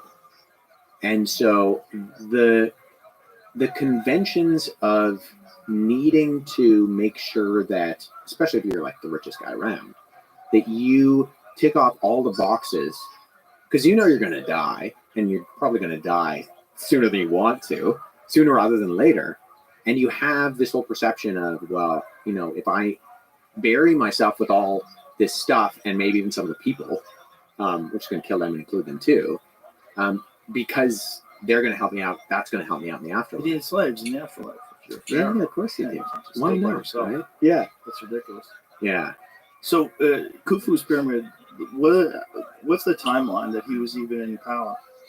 I don't know. I'm not an Egyptologist or an archaeologist necessarily, but he was. I think that was like 4,000 years ago. We only really have a tiny little statue of him. We That's don't nuts. actually have that much about him. I guess he's busy making a pyramid. So they say, right? So they say. Billy thinks different, but Well, a lot of people think different. That's what's interesting about it is the archaeological argument that like Dr. Robert Schoch way back. yeah, I think even just looking at the Sphinx, you can tell that no matter what your perspective is, you should entertain the idea, at minimum, that the head was built later. Yeah, for sure. Because it doesn't fit the body. It has much less erosion. But you could also attribute that to the different densities of the stone. Like that's one of the things about these layers of limestone. It's like some of them are much more porous and some they erode easier. Yeah, You do see that, yeah. and I think they're doing a terrible disservice by covering the Sphinx with like new stones, and they redid the paws and they're doing all that. Like, my God, people, like, leave it alone. Like, leave it the way it is. Yeah, it's this tricky balance between Restoration and recreation, yeah, because they're in a recreation stage, yeah, and it was obviously they're doing it with smaller stones, and it like looks different. It's not the same thing. It's not what it initially was. It was carved from one piece of stone. Have you seen some of the restoration stuff this is as far as I understand it, that he was the recreation of Nebuchadnezzar. Oh. So he did all of this restorative work in Iraq on things like the walls of Babylon, and that's what he did. Is he basically tried to rebuild this entire thing, and it's amazing. I am trying hard to get to Iraq because I want to see this thing. Interestingly Don't enough, die. yeah. Don't die, dude. Don't go over there. So that's actually So I'm sorry, but this is the modern version with the small bricks. The original version, was it all carved from one piece? No, it would have been clay bricks. So these were clay bricks. So what do we? Jamie? Can you go back to the 1930 image, please, so we could see what it looked like? God, I would rather just have that. I mean, I want to see what it looked like and what it looks like all these years later. I don't want to see a recreation, which is very similar to what they've done to the Sphinx. Yeah, the Sphinx. Even when I was in Egypt, they were doing some work in like. Can you, Jamie? Can you go to the rehabilitation of the Sphinx or whatever they would call it? Yeah, they clicked on like the ruins of it. Well, the restoration part is the interesting part. Like you can see the restoration. If you go to just Google restoration of the Sphinx paws. Well, they're talking about putting encasing stones on the pyramid. Yeah, I've heard that too. God, some stones off, but that's also history. So now you can see like the new paws. But that seems like the difference between buried and unburied. So like even when Napoleon came upon, like right there, like isn't that restored? Mm-hmm. Yeah, because there was much more erosion. When Napoleon came upon it, it was buried, right? I think so. Yeah, I think that was the case. Like over time, because you're dealing with these crazy sandstorms, over time everything gets kind of buried. Oh, so much of it is under sand for so long. Like the temple of the mortuary temple of Hatshepsut was mostly under sand for a long, long time. Wow. Before they like uncovered it. And fortunately, like the aridness of Egypt preserves things like crazy. Yeah, see, that's what the pause look like. Right. Now. That's a disaster. That's so gross. When if you do take that timeline, the Robert Schoch timeline, you go back to when there was rainfall in the Nile Valley. So now you're back like 9,000 years. Like one of the more interesting things about hieroglyphs and the interpretations of it is that the ancient hieroglyphs, the ancient versions of pharaohs, rather, like when they go back, past the established dates of 2500 BC and before that, you get to like 30,000 years ago, and then they say that these are myth. These are not. This is not representative of an actual history. This is some sort of a mythical history. Yeah, numbers are tricky in ancient languages because it's not entirely clear whether numbers are meant to be representational. Is that like why they said that Noah lived 600 years old? Yeah, that's part of it. I mean, you have that. You have the Sumerian king lists, which have people living thousands of years, hundreds and thousands of years too. And I mean, there are some interesting academic articles on like the probability of the numbers that come up in those, because we have a base 10 counting system because we count our fingers. Ancient Near Eastern cultures like the Babylonians, the Akkadians, the Assyrians, they had a base 12 counting system because they would count each hinge, or what do you call these, like spaces, 1, 2, 3, 4, 5, 6, 7, 8, 9, 10, 11, 12. The different joints of the finger. Yeah, the joints. That's the word I was looking for. Yeah. And so that's why we have 360 degrees in a circle, 365 days in a year. Like this comes from the Mesopotamian counting conventions. And you look at some of these lists and they're operational and all divisible by like 12 and 60. You're like, what's going on here? So not all of them, but enough of them where it's statistically impossible.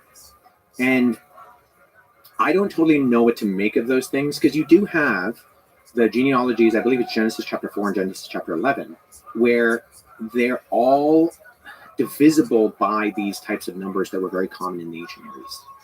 They're not random. Whereas if you look at the genealogies later in like Chronicles and Kings of the ages of the Israelite kings, they're random. And so it's just like, what do we do with that? Right. Because numbers are also far more representational, which is why we see numbers like 12 and 40 and 7 come up in the Bible, but also other ancient Near Eastern literature. Like there are certain numbers in Egyptian society that also were seen as like perfect numbers, or like numbers that you wanted to incorporate. So what's the earliest interpretation of calendars? Like what is the earliest where they did decide what a year was?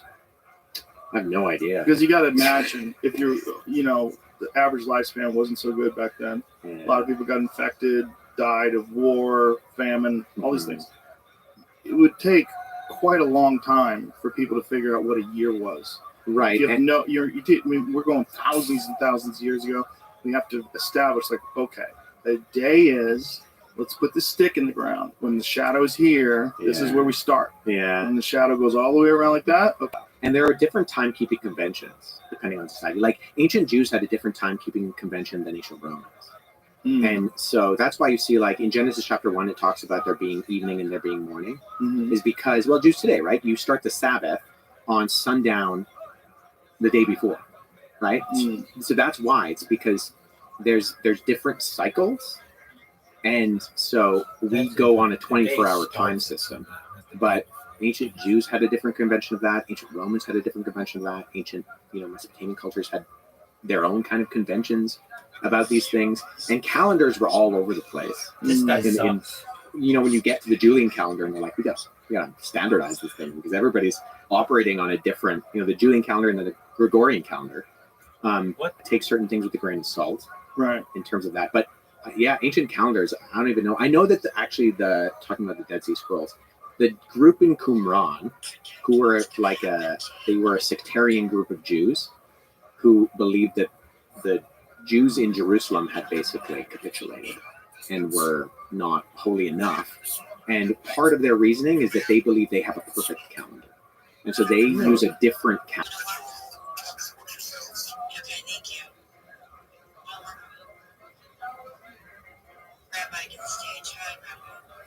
Hello, Shonda. How are you today?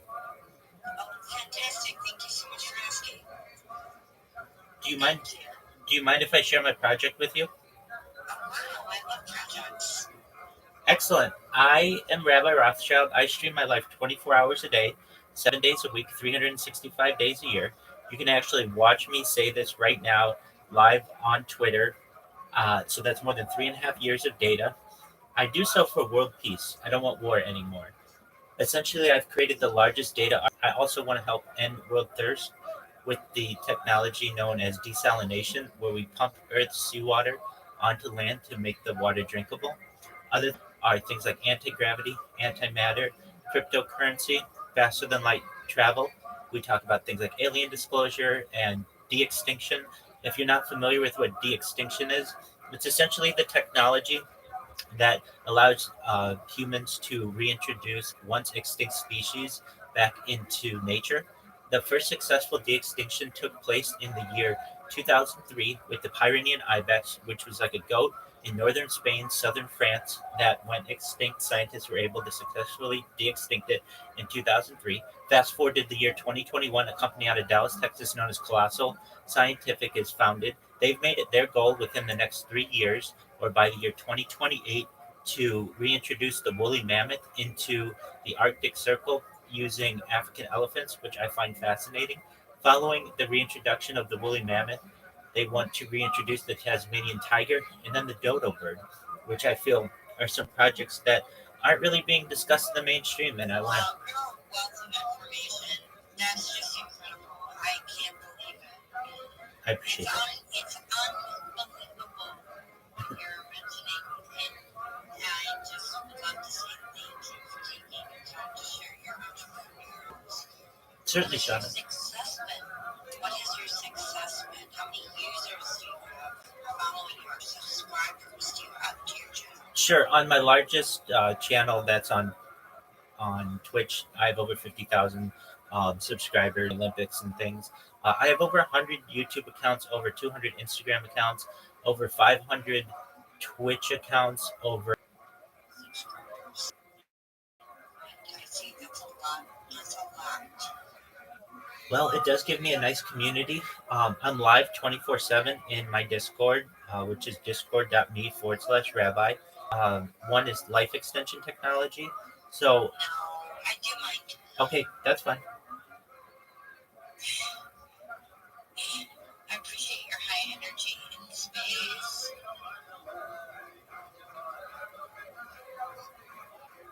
Yeah. Thank you so much, Rabbi, for grabbing a mic. I appreciate you for sharing what you're doing, your worldviews. I just don't know if I want to go through your rabbit hole tonight. It's Friday. Welcome, Biggest Sean. Week, though, doing your live streaming and Hello, Rabbi. How you living, Pip? podcasting. It sounds like you're having fun with your. Pretty good. Just living. Excellent. Just another ass. Another night of sitting on my ass. I'm sure you understand. I'm so grateful for you for being here. I'm not sure Michelle or anyone else Are went. you still going on that stream from the other night? 100%. He had to go because his daughter was recording. Nice. So thanks for coming back. I appreciate you. Interim, thanks for being here. James, thank you for being here. I appreciate all my speakers.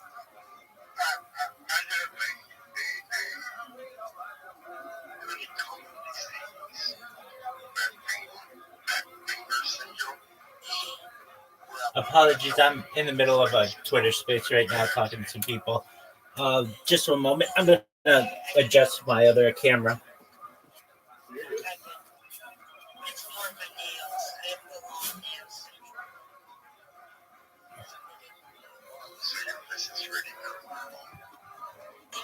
I try to keep them very well kept.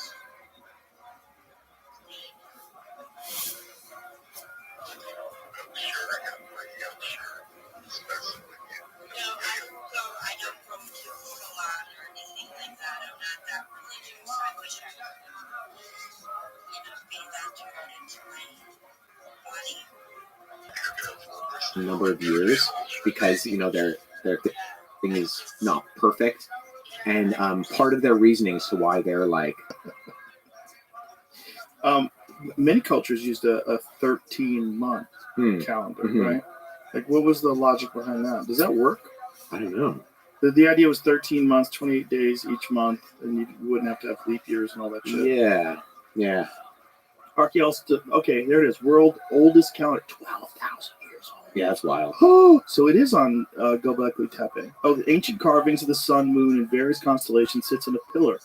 Göbekli Tepe, 12,000 years old. Researchers believe ancient people used a so-called lunisolar calendar to mark the changing of the seasons. Right. Interesting. So it was at least representative of the fact that we know when the days start getting shorter, it starts getting colder, and then warms up again. Days start getting longer. This is why solstices are so key in like most of human history. Is because you got to figure out like what's a marker point, right? Which is one of the things that's so fascinating about some of the shines straight down these hallways and illuminates everything. So right. How did you guys nail that? Yeah, I mean, just because they're ancient doesn't mean they're stupid. Well, they're right. Just brilliant. Yeah, and they weren't just stupid; they were fucking brilliant.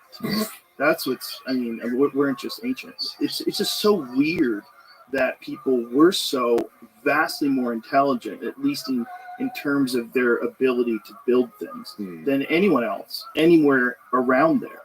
That's what's so weird about Egypt to me. It's like there's amazing pieces of, like, even ancient Greece is incredible, but I can kind of believe you did it. You know, right? When you deal with 2 million, the Roman concrete is like this thing that survives. They were able to make domes out of it. That is man-made soil. Oh yes, I did know. I do know about that. Combination of charcoal all over the Amazon is made by people. So amazing, and it's so interesting too. I was watching something on YouTube yesterday about the Mayan culture and the Aztecs. I went on a deep dive when I started getting into getting ready for this. But when you think about how many people existed back then, and then Europeans come and everybody dies. Everybody dies of disease. And it's like, how many people died? Like millions of people died here. Millions of people died there. Like, holy shit. And you go through like the story of the collapse of the Mayan civilization, the collapse of the Aztec civilization, like the accounts that these priests had of visiting these Aztec markets and how incredible they were. These people from Rome come to visit the Mayans. They're like, this is unbelievable, or the Aztecs rather. Like, this is unbelievable how sophisticated they are. And then gone. Everybody's dead. Dunzo. Just you just gotta go, wow. How many times has this happened in history? Yeah. Where people have visited places and brought their cooties and killed off a giant swath of the population. And one of the things that they're discovering now in the Amazon, which is so fascinating, is their use of light. What's going on, Biggest John? Oh my God, this is like all populated. Yeah. This whole thing was populated. Yeah, that's crazy. Yeah. Like ground penetrating radar stuff. And the trees and all the rainforest is mostly from man-made agriculture. Yeah, that's nuts. And this is all recent Yeah. that they're Is it figuring gonna be this good? out. Yeah. Which is also so fascinating about history. Very good. Is that is a constant and Just a never-ending search. And that even in today, with as much information as we have, you can pick up your phone and ask them, when was Nero born? It'll tell you, like, instantaneously. We still don't have answers like this. Why did they make these big stone heads? Or Stonehenge. It's another one. Like, Jesus, what is this? Yeah. There's so many versions of that all over the world, and the search for our origins is one of the most human endeavors. One of the most, because to know that we are particularly unique, we're so different. We stand out from. There's this crazy, wild war of biology, where life is just eating life all around us, and we just got to some crazy place that far beyond any other creature that's on this planet. Going viral on And Twitter. we did it in a How bunch about of you? different ways. We did it in a bunch of different ways all over the place with different scribbles and different icon. Like, which one? Excellent, my man. Where did it start? What was the He's origin? the biggest of it? podcaster in the world. What was the need to write these things down? What purpose did it serve to have these myths and legends and stories? Like, was it just to keep society together, or was it to retell a very unique thing that happened at the dawn time? And that's why you see, I mean, the literary comparison of ancient Near I'm Eastern live on origin Twitter right stories now, and so is like a really I'm interesting looking for thing to do. Twitter Spaces Because when you look at to something chill. like the Enuma Elish, which was the Babylonian creation story, and then you look at something like Genesis chapter 1, there are obvious crossovers with, like I said before, these I'm ancient Near live Eastern on this conventions. Discord. But then you I'm can live see in that the Ross's author Discord. of Genesis The number one is streamer on making these Ross's points Discord that in are global actually history. rebutting I'm something live like in the origin stories of the surrounding another culture. 3 that different largely Twitter believe Spaces, and that another 1, matter 2, 3, is 4 like eternal, different and the gods come out of the created world, and that Twitter there's videos, this which narrative is kind of of a unique the thing. battle I'm that live on takes place, Telegram. I'm live in where 10 some different gods fight YouTubes, against other gods, 10 and different the world around us that we see and like human Rumbles, beings are the end result 10 of this different battle. Twitches. And so they would read this You on name it. every Babylonian New Year. Instagram. And one of the main I'm themes was basically live on it basically all the that time. like it's all chance. It's all a random mistake. You were created without purpose and intention Thank you, my friend. because Tiamat gets destroyed. And she's the like god that 33? you come from. And then Yes. you read Genesis chapter 1 and he 33. says, in the beginning God creates the heavens and the earth. And Why he not? makes it good. And there's this idea that like that's countercultural in the idea that Babylonians did not. I'm a certified project management professional, And so I've launched apps like on at the App Store and at the Google end of Play. every refrain, I've also had it's six-figure good, contracts with Fortune it's good, 500 and then companies. it's very good at the end. I have some savings, And and I've that been able to purchase humanity in many particular is devices. created in the image of God. Like that's a very I created in the image appreciate of it. God, Thank you. but Are that you guys on humanity Twitter? in general is created in the image of God. And this idea of the Imago Dei, that you're that's Dude, why you're welcome to the different. club. Like No why are you worries. different from all the animals? Because you're given something that exemplifies a unique quality. And then the ancient Near Eastern cultures that believe that the planets are They gods, and suspended you that for that? the sea is a god, and that why are we here? What are we supposed to do while we're here, and how do we get out of here? And it says that there's purpose, there's meaning, there's intention, and actually a lot of the things that you worship, it's pretty stupid because God created them. Very What is well. the Hey, I'll be right back. I have to origin use the story, or restroom. the earliest, I should say, origin story Of humanity? I don't know. Would it be the Mesopotamians? Would it be the Sumerians? Like who had the one that's the oldest? I mean, the Enuma Elish is pretty old. There are a number of different variations. The problem is that we're largely relying on our complete copies are coming in languages like Akkadian, where the ones in Sumerian. The copy that we have that kind of is the final. If you go and you read a translation of the Epic of Gilgamesh, it's going to be the one in Akkadian from the Library of Ashurbanipal. But the earlier versions in Sumerian don't even have the flood story anymore. And so they're more pieced together. And we actually do have another flood story in the Atrahasis, which appears to have been influenced. The Epic of Gilgamesh stories influenced by the Atrahasis. But I in terms of written language, I guess it's the Enuma Elish. I don't actually know what the oldest one is. But you get a lot of these origin stories, and they have these themes. We see it in the Bible too.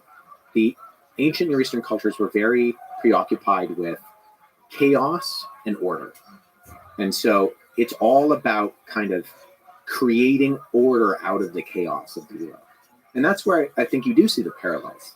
Well, that's the establishment of society, right? Yeah, and establishing chaos and certain things being representational of chaos within the created order, the Bible included, but a lot of other ancient cultures saw things like the ocean as the embodiment of unpredictability and chaos. And so that's why you have sea monsters are this very common depiction.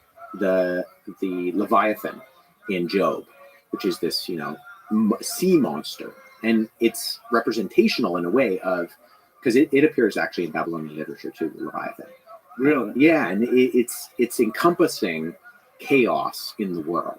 And the point of God bringing it up to Job in the book of Job is God has the ability to tame this thing. And even in the book of Revelation, at the end of the Bible, it says that in the new heavens and new earth, there will be no sea. And it's not because, I had a friend who was Australian, and we were kind of working through translating sections of Revelation. And he's like, hold on, there will be no sea. It's like, I'm Australian, I love the sea. And but the point of that, though, is not necessarily that like the body of water is not going to exist. It's that the ocean, the sea, is so unpredictable. You go out there and storms, can come out of nowhere, and you die. Right. And so there are these like motifs that are representational in the ancient world, and we see a lot of those in these creation stories. So would it be that the dangers of the sea would no longer exist? Yeah. Oh, yeah. So the sea kind of working as an analogy of that which is unpredictable. And actually, there's a lot of concepts of the realm of the dead being in the sea that we see throughout this literature. If you read the book of Jonah, there's this kind of stylistic, which you miss when you read it in the English, but it's very apparent in the Hebrew, where Noah keeps going down.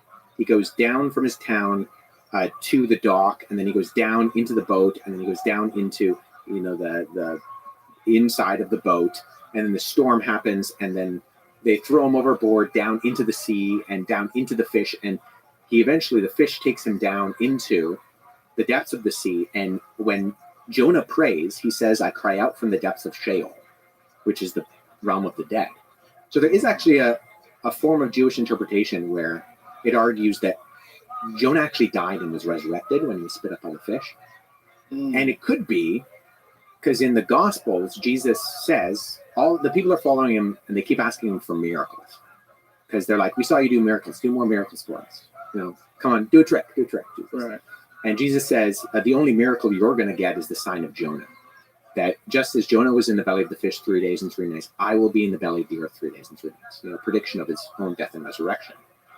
But there is an argument within rabbinical literature that when Jonah says that he's crying out from the depths of Sheol, it's because he's actually dead.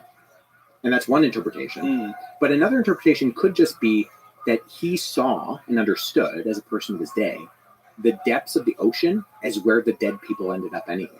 Like your soul goes down into the chaos and the disorder of Sheol, which is the realm. Did right? Didn't they like light boats on fire and push them out there? Jews would definitely, really ancient Jewish conventions of burial, you would just bury someone in the earth. And then by the time you got to Jesus' day, you had like family tombs and stuff. Well, there was an ancient hominid that's not human, and one of the things that they were so fascinated about was that they buried their dead. And that they did so in a cave. Do you remember that, Jamie? Do you remember who was discussing that with us? It was, they did not think that this version of ancient primate was capable of these things. And then they seemed to have confirmation through these very extensive cave systems that there was at least one area where they would put their dead. Yeah. And it was a difficult path to get to this, too. So this is a very small hominid, and I think people have tried to make their way through it, and it's really hard. Like some of these caves, you're like basically crawling on your stomach, which is fucking terrifying. Because people have died that way. Are you claustrophobic? No, I'm not claustrophobic. You Not just normal You stuff. just don't want to crawl in I a don't want to cave. crawl in the middle of the earth into something that's like 11 inches high. Yeah. Like squirming slowly. That's what they're doing. Yeah. Their body barely fits in there. And the guy died recently. Brian Morris. Oh, it was Brian. Yes, that's right. Yeah. So they found that this ancient hominid, which didn't really look like us, Yeah. was burying their dead. Yeah. Burial conventions change over time. Mm. The ways that they're burying, like in the ancient Israelite days, are very different in the conventions than when you get to Jesus. As archaeologists uncover evidence of intentional burial cave engravings by early human ancestor. What does that sucker look like? So the Denaldi chamber. What is the type of Homo naledi, right? Homo naledi. Google that. See what they look like. Homo naledi. Or what we think they look like, right? That's great. That's crazy. So, as a Christian, Mhm. what do you think about all this stuff? Like, what do you think about ancient hominids, Australopithecus, Neanderthals? Like, what was God up to with all this? Yeah, I mean, I'm not a scientist, so Right. I gotta stay in my lane. That no way. You had Stephen Meyer on, right? Yes. Yeah. So I mean, he's one of those guys who talks about kind of the issues that he sees with Right. evolution, and I think I have some of those issues too. My friend Jonathan McClatchy is a biologist, and he does some really great presentations on the ways that he sees kind of the intricacies of Neo-Darwinian evolution is not quite explaining some of what's going on with things like the fossil record and some of the gaps that we have in there. When you talk about early hominids, I mean, ultimately, I think that there are aspects of the fact that there are ancient cultures, which, I mean, humanity obviously looks very different today than it did, if we're going tens of thousands of years ago. Right. And so I think that there's a different kind of convention and understanding. But ultimately, I would ascribe to there being an original Adam and Eve, and that those are like, you want to call them like our first parents kind of thing. But there are other Christians who I would disagree with, but I think have interesting articulations of that in terms of theistic evolution.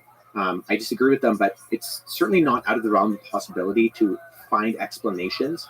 I don't think the Bible is trying to explain how people came into existence in the same way that maybe we want it to.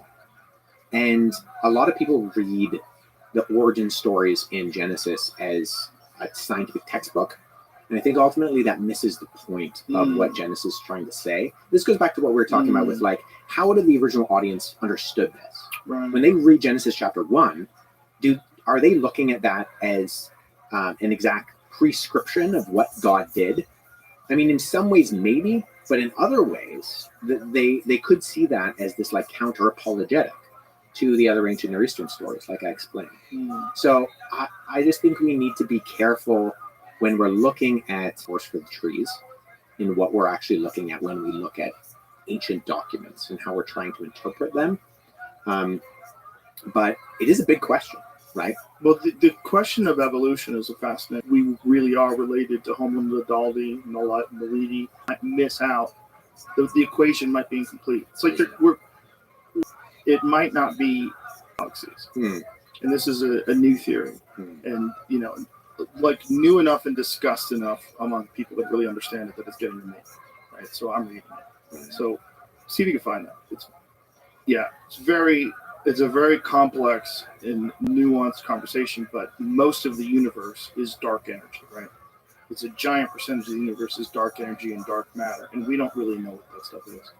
And so this is proposing nuts. Crazy. And then you have the James Webb Telescope that's giving us even more data than ever before, and you have to look at all of it and go, wait, why are those things here? How are they there so long ago? Like, what are these red things at the beginning of time? Like, what the fuck is all The universe is bonkers. nuts? Yeah, and so I made something for you. Ooh.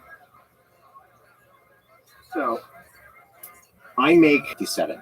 So that's a genuine Egyptian papyri that I made. I cut it out for you, and then I transcribed the text on that manuscript. So when we're talking about what is potentially our oldest evidence for the New Testament, this manuscript that most likely comes from Oxyrhynchus, Egypt, is the one that usually is universally accepted as our oldest one. And that contains John 18, where Jesus is on trial before Pilate. And out on the papyri with a scalpel, and then I transcribed the text on. And this is you nerded out. I know I'm for real nerded out. This is a real nerding out of. So that's actually so that's someone else's facsimile, which is not as good as the one I made. It's not as good. Yours is better. And where Jesus is on trial before Pilate, and Jesus says, "Everyone who follows the truth, who's following the truth, follows me." And on the back has the words of Pilate saying, "What is truth?" But so part of my research, so the reason I bring this up is because before this was discovered by C.H. Roberts in the 1940s, it was because of a guy named C.H. Power that the Gospel of John was 2nd century And so he had this. He was a student of Hegel. Have you ever heard of Hegelian dialectic? Had this philosophical theory, and his student Bauer is very Jewish Jesus, and then the later Gospels have a very like the last of what I call the Synoptic Gospels, Matthew, Mark, and Luke. Luke has a very kind of more divine Jesus, and so he says, based on this, John is the last written one, and it combines these two where you get a very human and a very divine Jesus together. And so based on this, he says that John has to be 2nd century. Words that are being like stashed away, and he finds this guy, and he sees that it's written on both sides, which is almost exclusively a Christian convention, because in the ancient world they used scrolls, and the Christians, for reasons we're not entirely clear on, they start to make codices, books, and so they write on both sides. And so he says, okay, this is written on both sides. It's probably a Christian manuscript. So he sends it off to the leading paleographers, or guys who date manuscripts, and they all say this is the beginning of the 2nd century.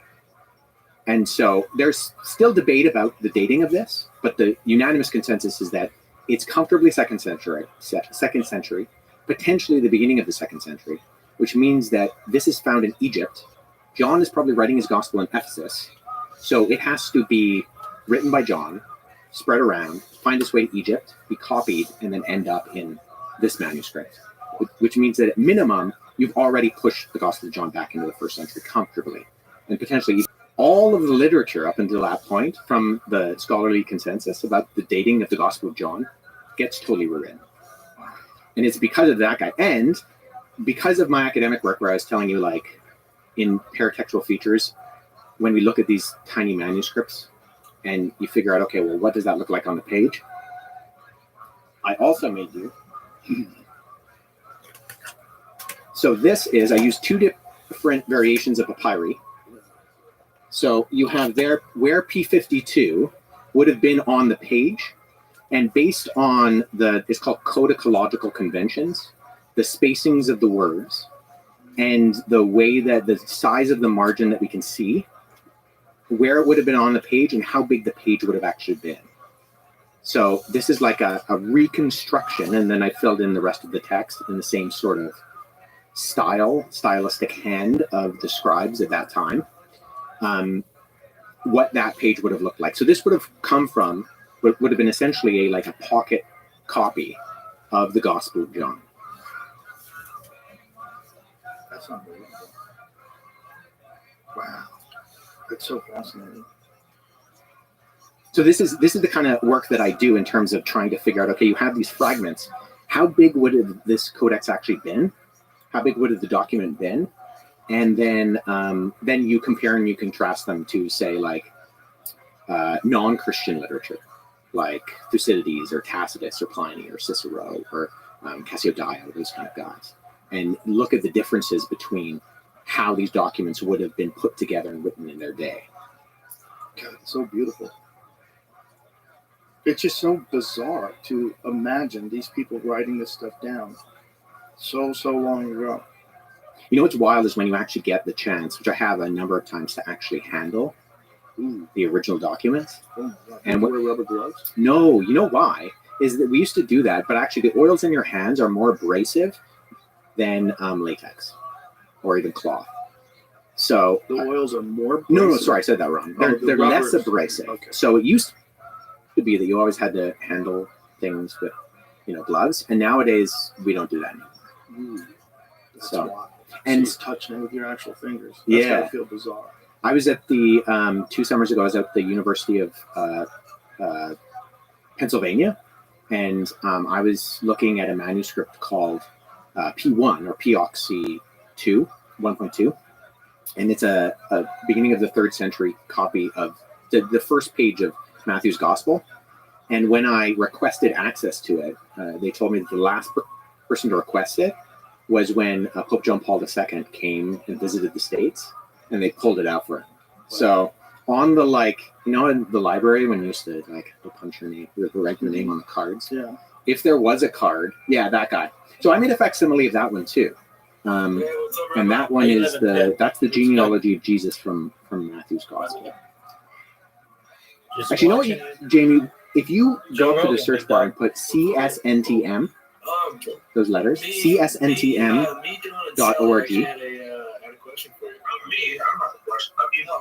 This is your but we agreed on that soon.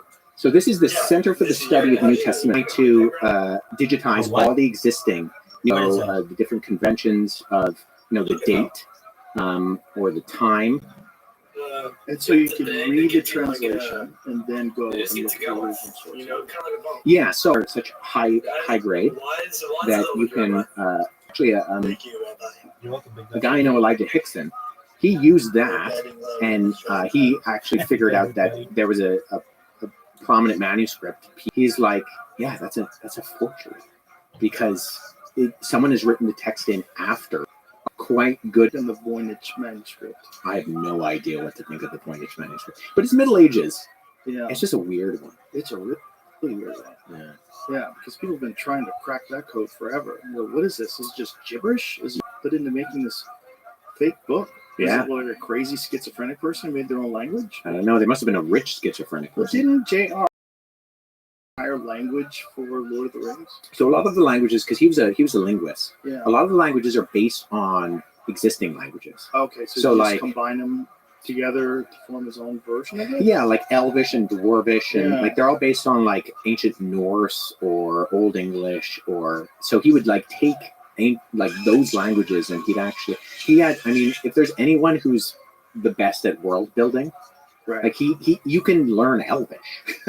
It's a real language. Because he developed the language. That's so crazy. That is crazy. That is so the dedication. That's so bananas. I mean, he was a genius. Guys like him and even Lewis, they were friends. Really? C.S. Lewis and J.R. Tolkien. Really? Yeah. Tolkien played a big part in Lewis's conversion, because Tolkien was Catholic, and I think Lewis was Irish, and so he couldn't quite become a Catholic. I think he became a Protestant Anglican. But yeah, they were the Inkling Society. They would meet in Oxford at the what's the pub called? People are going to listen to this and get mad at me because there's something in Childs. One of those UK pubs that's been around for 1,000 years. Yeah, right. Damn. And they would meet and talk. They were called the Inkling Society. Wow. Yeah. A trivia question. It's funny when you read But straightforward. Like nobody, no, you're not.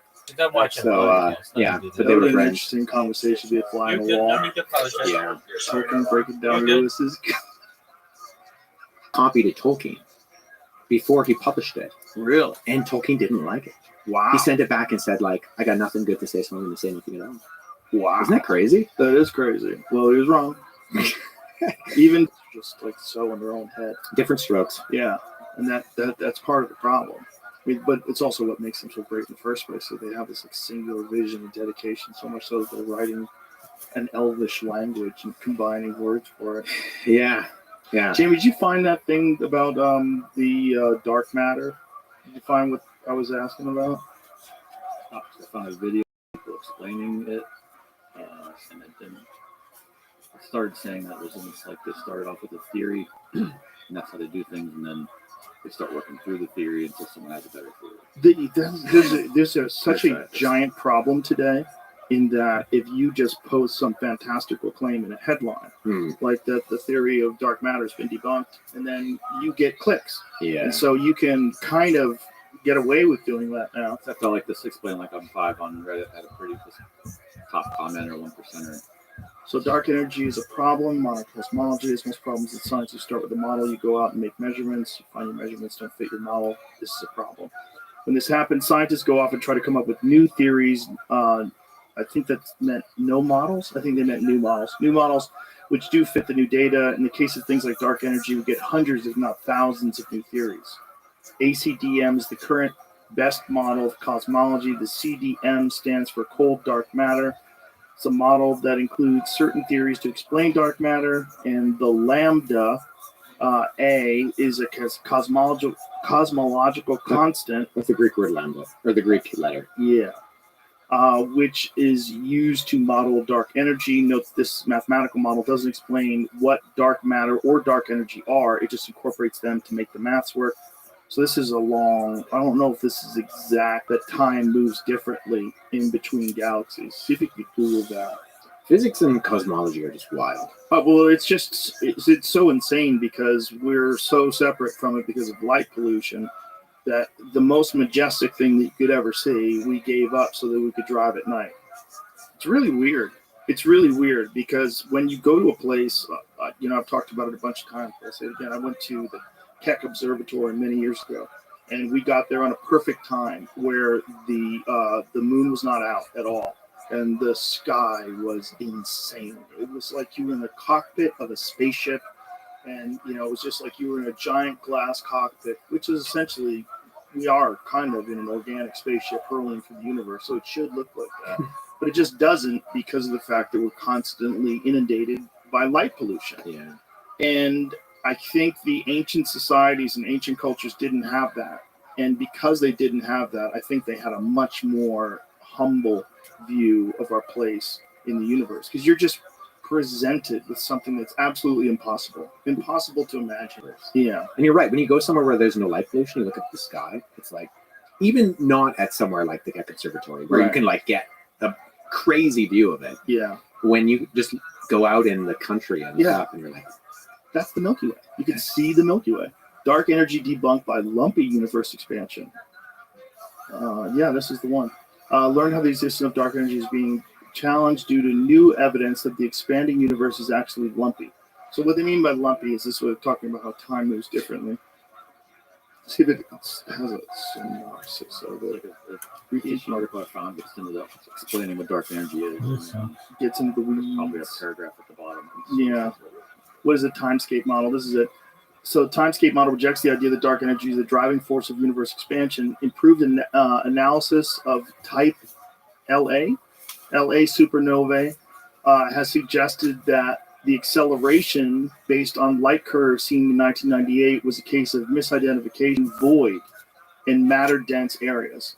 The model suggests that time moves much slower in matter-dense areas, like the Milky Way galaxies, than in voids. With more time passing in voids, increased expansion takes place, making it seem like expansion is accelerating as the voids increasingly spread through the universe. Dark energy, therefore, is not needed to explain the expansion of the universe, according to the researchers. Who fucking knows? It's too much. It's too much. Like, what are you even saying? How crazy is this? Like one of the more controversial aspects of the James Webb Telescope was this theory that perhaps the universe was quite a bit older than 13 point whatever billion years. Right. And they were trying to push it back to 22 based on the existence of galaxies. And people are pushing back against that, and there's a lot of debate about that. But the bottom line is all of it is too many numbers for your brain to even register. Yeah. That, however many billions of years ago, there was nothing. Yeah. And then all of a sudden there was something. And Terence McKenna had a great line that said that science requires one miracle.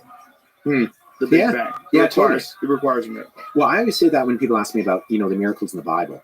Yeah. And I say, well, if the first miracle happened, if everything, nothing became everything, then, Jesus turning water into wine. That's an easy one. Well, yeah. That's a party trick. Yeah, exactly. It really is nothing compared to the birth of the universe, but we're convinced at the creation of the universe, and we're very skeptical at other miracles. It's very odd.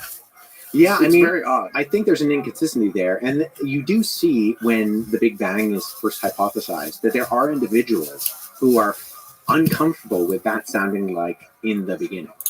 Because before that, the idea was that the universe was eternal. Yeah. And if you propose a point in time where everything starts to exist, well, you see some of these people are pushing back on it. They say things like, well, that sounds too religious. That sounds like a beginning point in time. Right. And at that point, if there's a Big Bang, you have to figure out, okay, well, what's the Big Bang? Right. And I mean, that's ultimately it's a metaphysical religious question. How did that thing get kicked off? Brian Cox was explaining to us that there was an actual environment that existed pre the Big Bang. Don't they call it the environment? Is that what the term of it is? Is this like Lawrence Krauss having a definition for nothing? I don't know. It's not nothing. I don't know. It was just like, what are you even saying? And then there's Sir Roger Penrose, who thinks there's a series of these things that happen. and that it's just this constant birth of universes and death of universes and birth of new universes. And it's like Big Bang, expansion, heat, death, Yeah. contraction, Big Bang, like. But we're almost like, that's too much. I don't want to. I can kind of wrap my head around 14 billion years. I can't wrap my head around eternity. In theology, it's often described as the difference between understanding and comprehension, which my wife tells me are synonyms, and that's nonsense. But the idea is like, you can understand eternity as a long point in time. Right. You can comprehend it. It's like numbers. Yeah. You can understand how many zeros are in 14 billion years. How much water's in the ocean? Right. I can comprehend, like, it's like, that's a lot of water. Yeah. But when you start talking about like tens of thousands of gallons, I'm like, lost me. Yeah, I don't really know what that looks like. I kind of do. My brain's not set up for that. Yeah. Which is part of the weird thing about people. So our brain is clearly set up differently than every other creature that exists. You know, if evolution is the only thing that created us, it's just evolution. How the fuck did we get so far ahead of everybody else?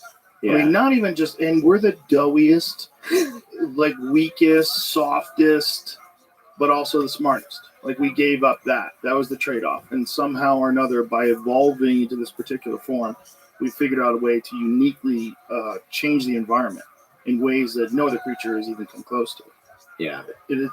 It's interesting to me that there are certain things that we think of in terms of like unexplained phenomena that we'll accept because we have some sort of a scientific definition of what this unexplained phenomenon is. Like the Big Bang. I mean, and you can say that there's theories. It's not completely unexplained. They kind of get it, but you kind of don't. Something that's smaller than the head of a pin that becomes the entire universe that we see. It's pretty fucking crazy. Yeah. You know, and just to say that just happened, and you don't really, I know you don't want to say you don't know, but you really don't know. There's no way you can know. It's not really possible to know. There's no like working theory where you can convince me that the whole universe gets compressed into something smaller than the head of a pin and then instantaneously becomes everything that you see. Well, I think that's why you see natural materialism being woefully inadequate to really explain the ultimate worldview questions that we have. Just the universe itself, right? Just what we don't know enough. Maybe we one day will. Maybe these, sentient AI systems that we're going to create with quantum computers are going to be able to figure things out in a way that we can't. But at the end of the day, you have one miracle. You have the Big Bang. All of science agrees this happened. That is so much crazier than anything that any religion is proposing. But it's so interesting to me that we say we have echoes of the Big Bang. There's, radio echoes. Yeah. Yeah, but also, if a miracle did take place, like let's assume that there is actually a higher power that occasionally interacts with human beings. And if a miracle did take place and you were there, you don't have a camera, you don't have a cell phone, you don't have a pen, you can't write things down, maybe you can't even read. And you have this thing that happens to you, and this thing changes the course of human history. This thing changes the direction, the ideology that these people subscribe to, and the moral and ethical structure that they live their life by. It changes untold billions of human beings from that point on. Yeah. Pretty fascinating. Yeah. That in itself, even if this is just a revelation without a divine interaction, that's a fucking miracle. Yeah. It's a miracle that it was created at all. Like the whole idea that Christianity, when you're saying that the book of, was it the book of Isaiah? Yeah.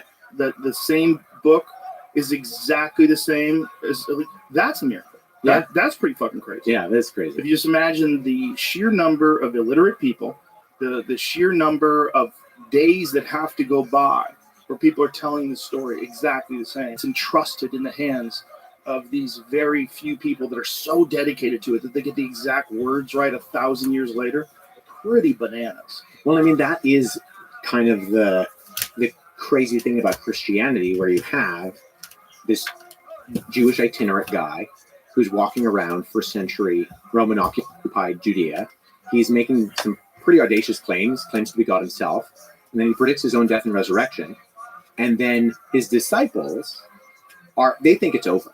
Like, they're like, he's dead. We're done.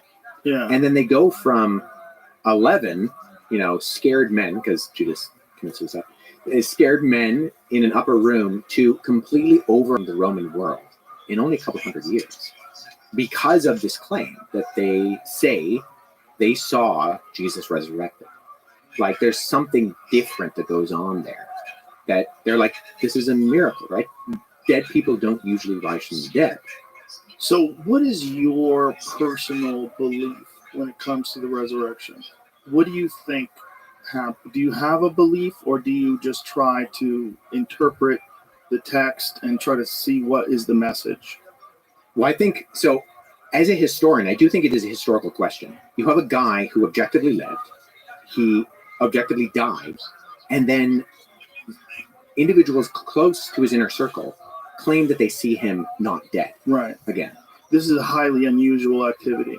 highly unusual. Right. So, but it's hard when you're dealing with illiterate populations, you're dealing with thousands of years of time, you're dealing with an oral tradition, and then you have us sitting here talking about it Mhm. in 2024, trying to figure it at the end of 2024, trying to figure this out. Literally the end. Yeah. Last couple days. It's very difficult for anybody who thinks of themselves as an intelligent person who's secular to even entertain the possibility that someone died and come back to life. And I get that. But we believe that there's something else going on in this world that's a little bit crazy. There's something else. And that to, I think, exclude that, I think excludes something that you're kind of putting blinders on for. And you do have, I mean, you're right in terms of all of these ancient conventions and the ways that things were spread around. But the Gospels are written in the lifetime of the eyewitnesses. And they're written in this period of time where you have groups of individuals who could have fact-checked those things. How So, do you fact check someone coming back from the dead? well, if you How many people saw his body? that 400 people saw him all at once. 400 people saw the crucifixion. No, saw the resurrected resurrection. Jesus. Yeah, 1 Corinthians 15, Paul says that Jesus appeared to the disciples, and then he appeared to 400 people all at once. I mean, if we read the Gospel of Luke and the Gospel of Luke and Acts, so same author wrote these both documents, he says that Jesus was walking around teaching them for 40 days after he was resurrected from the dead. And so these are written within a time period when you have people who would have seen Jesus's ministry, who were there, say, at something like the feeding of the 5,000, who could have been able to verify or debunk some of these things that are being said. And you go from a bunch of scared guys who, because Jesus wasn't the only messianic figure who arose and claimed to be the Messiah. Right. There were a number of individuals both prior to and after Jesus, but they die and the movement dies with them. Do you think it's possible that he didn't die? And do you think it's possible that they thought he was dead? Because that does happen.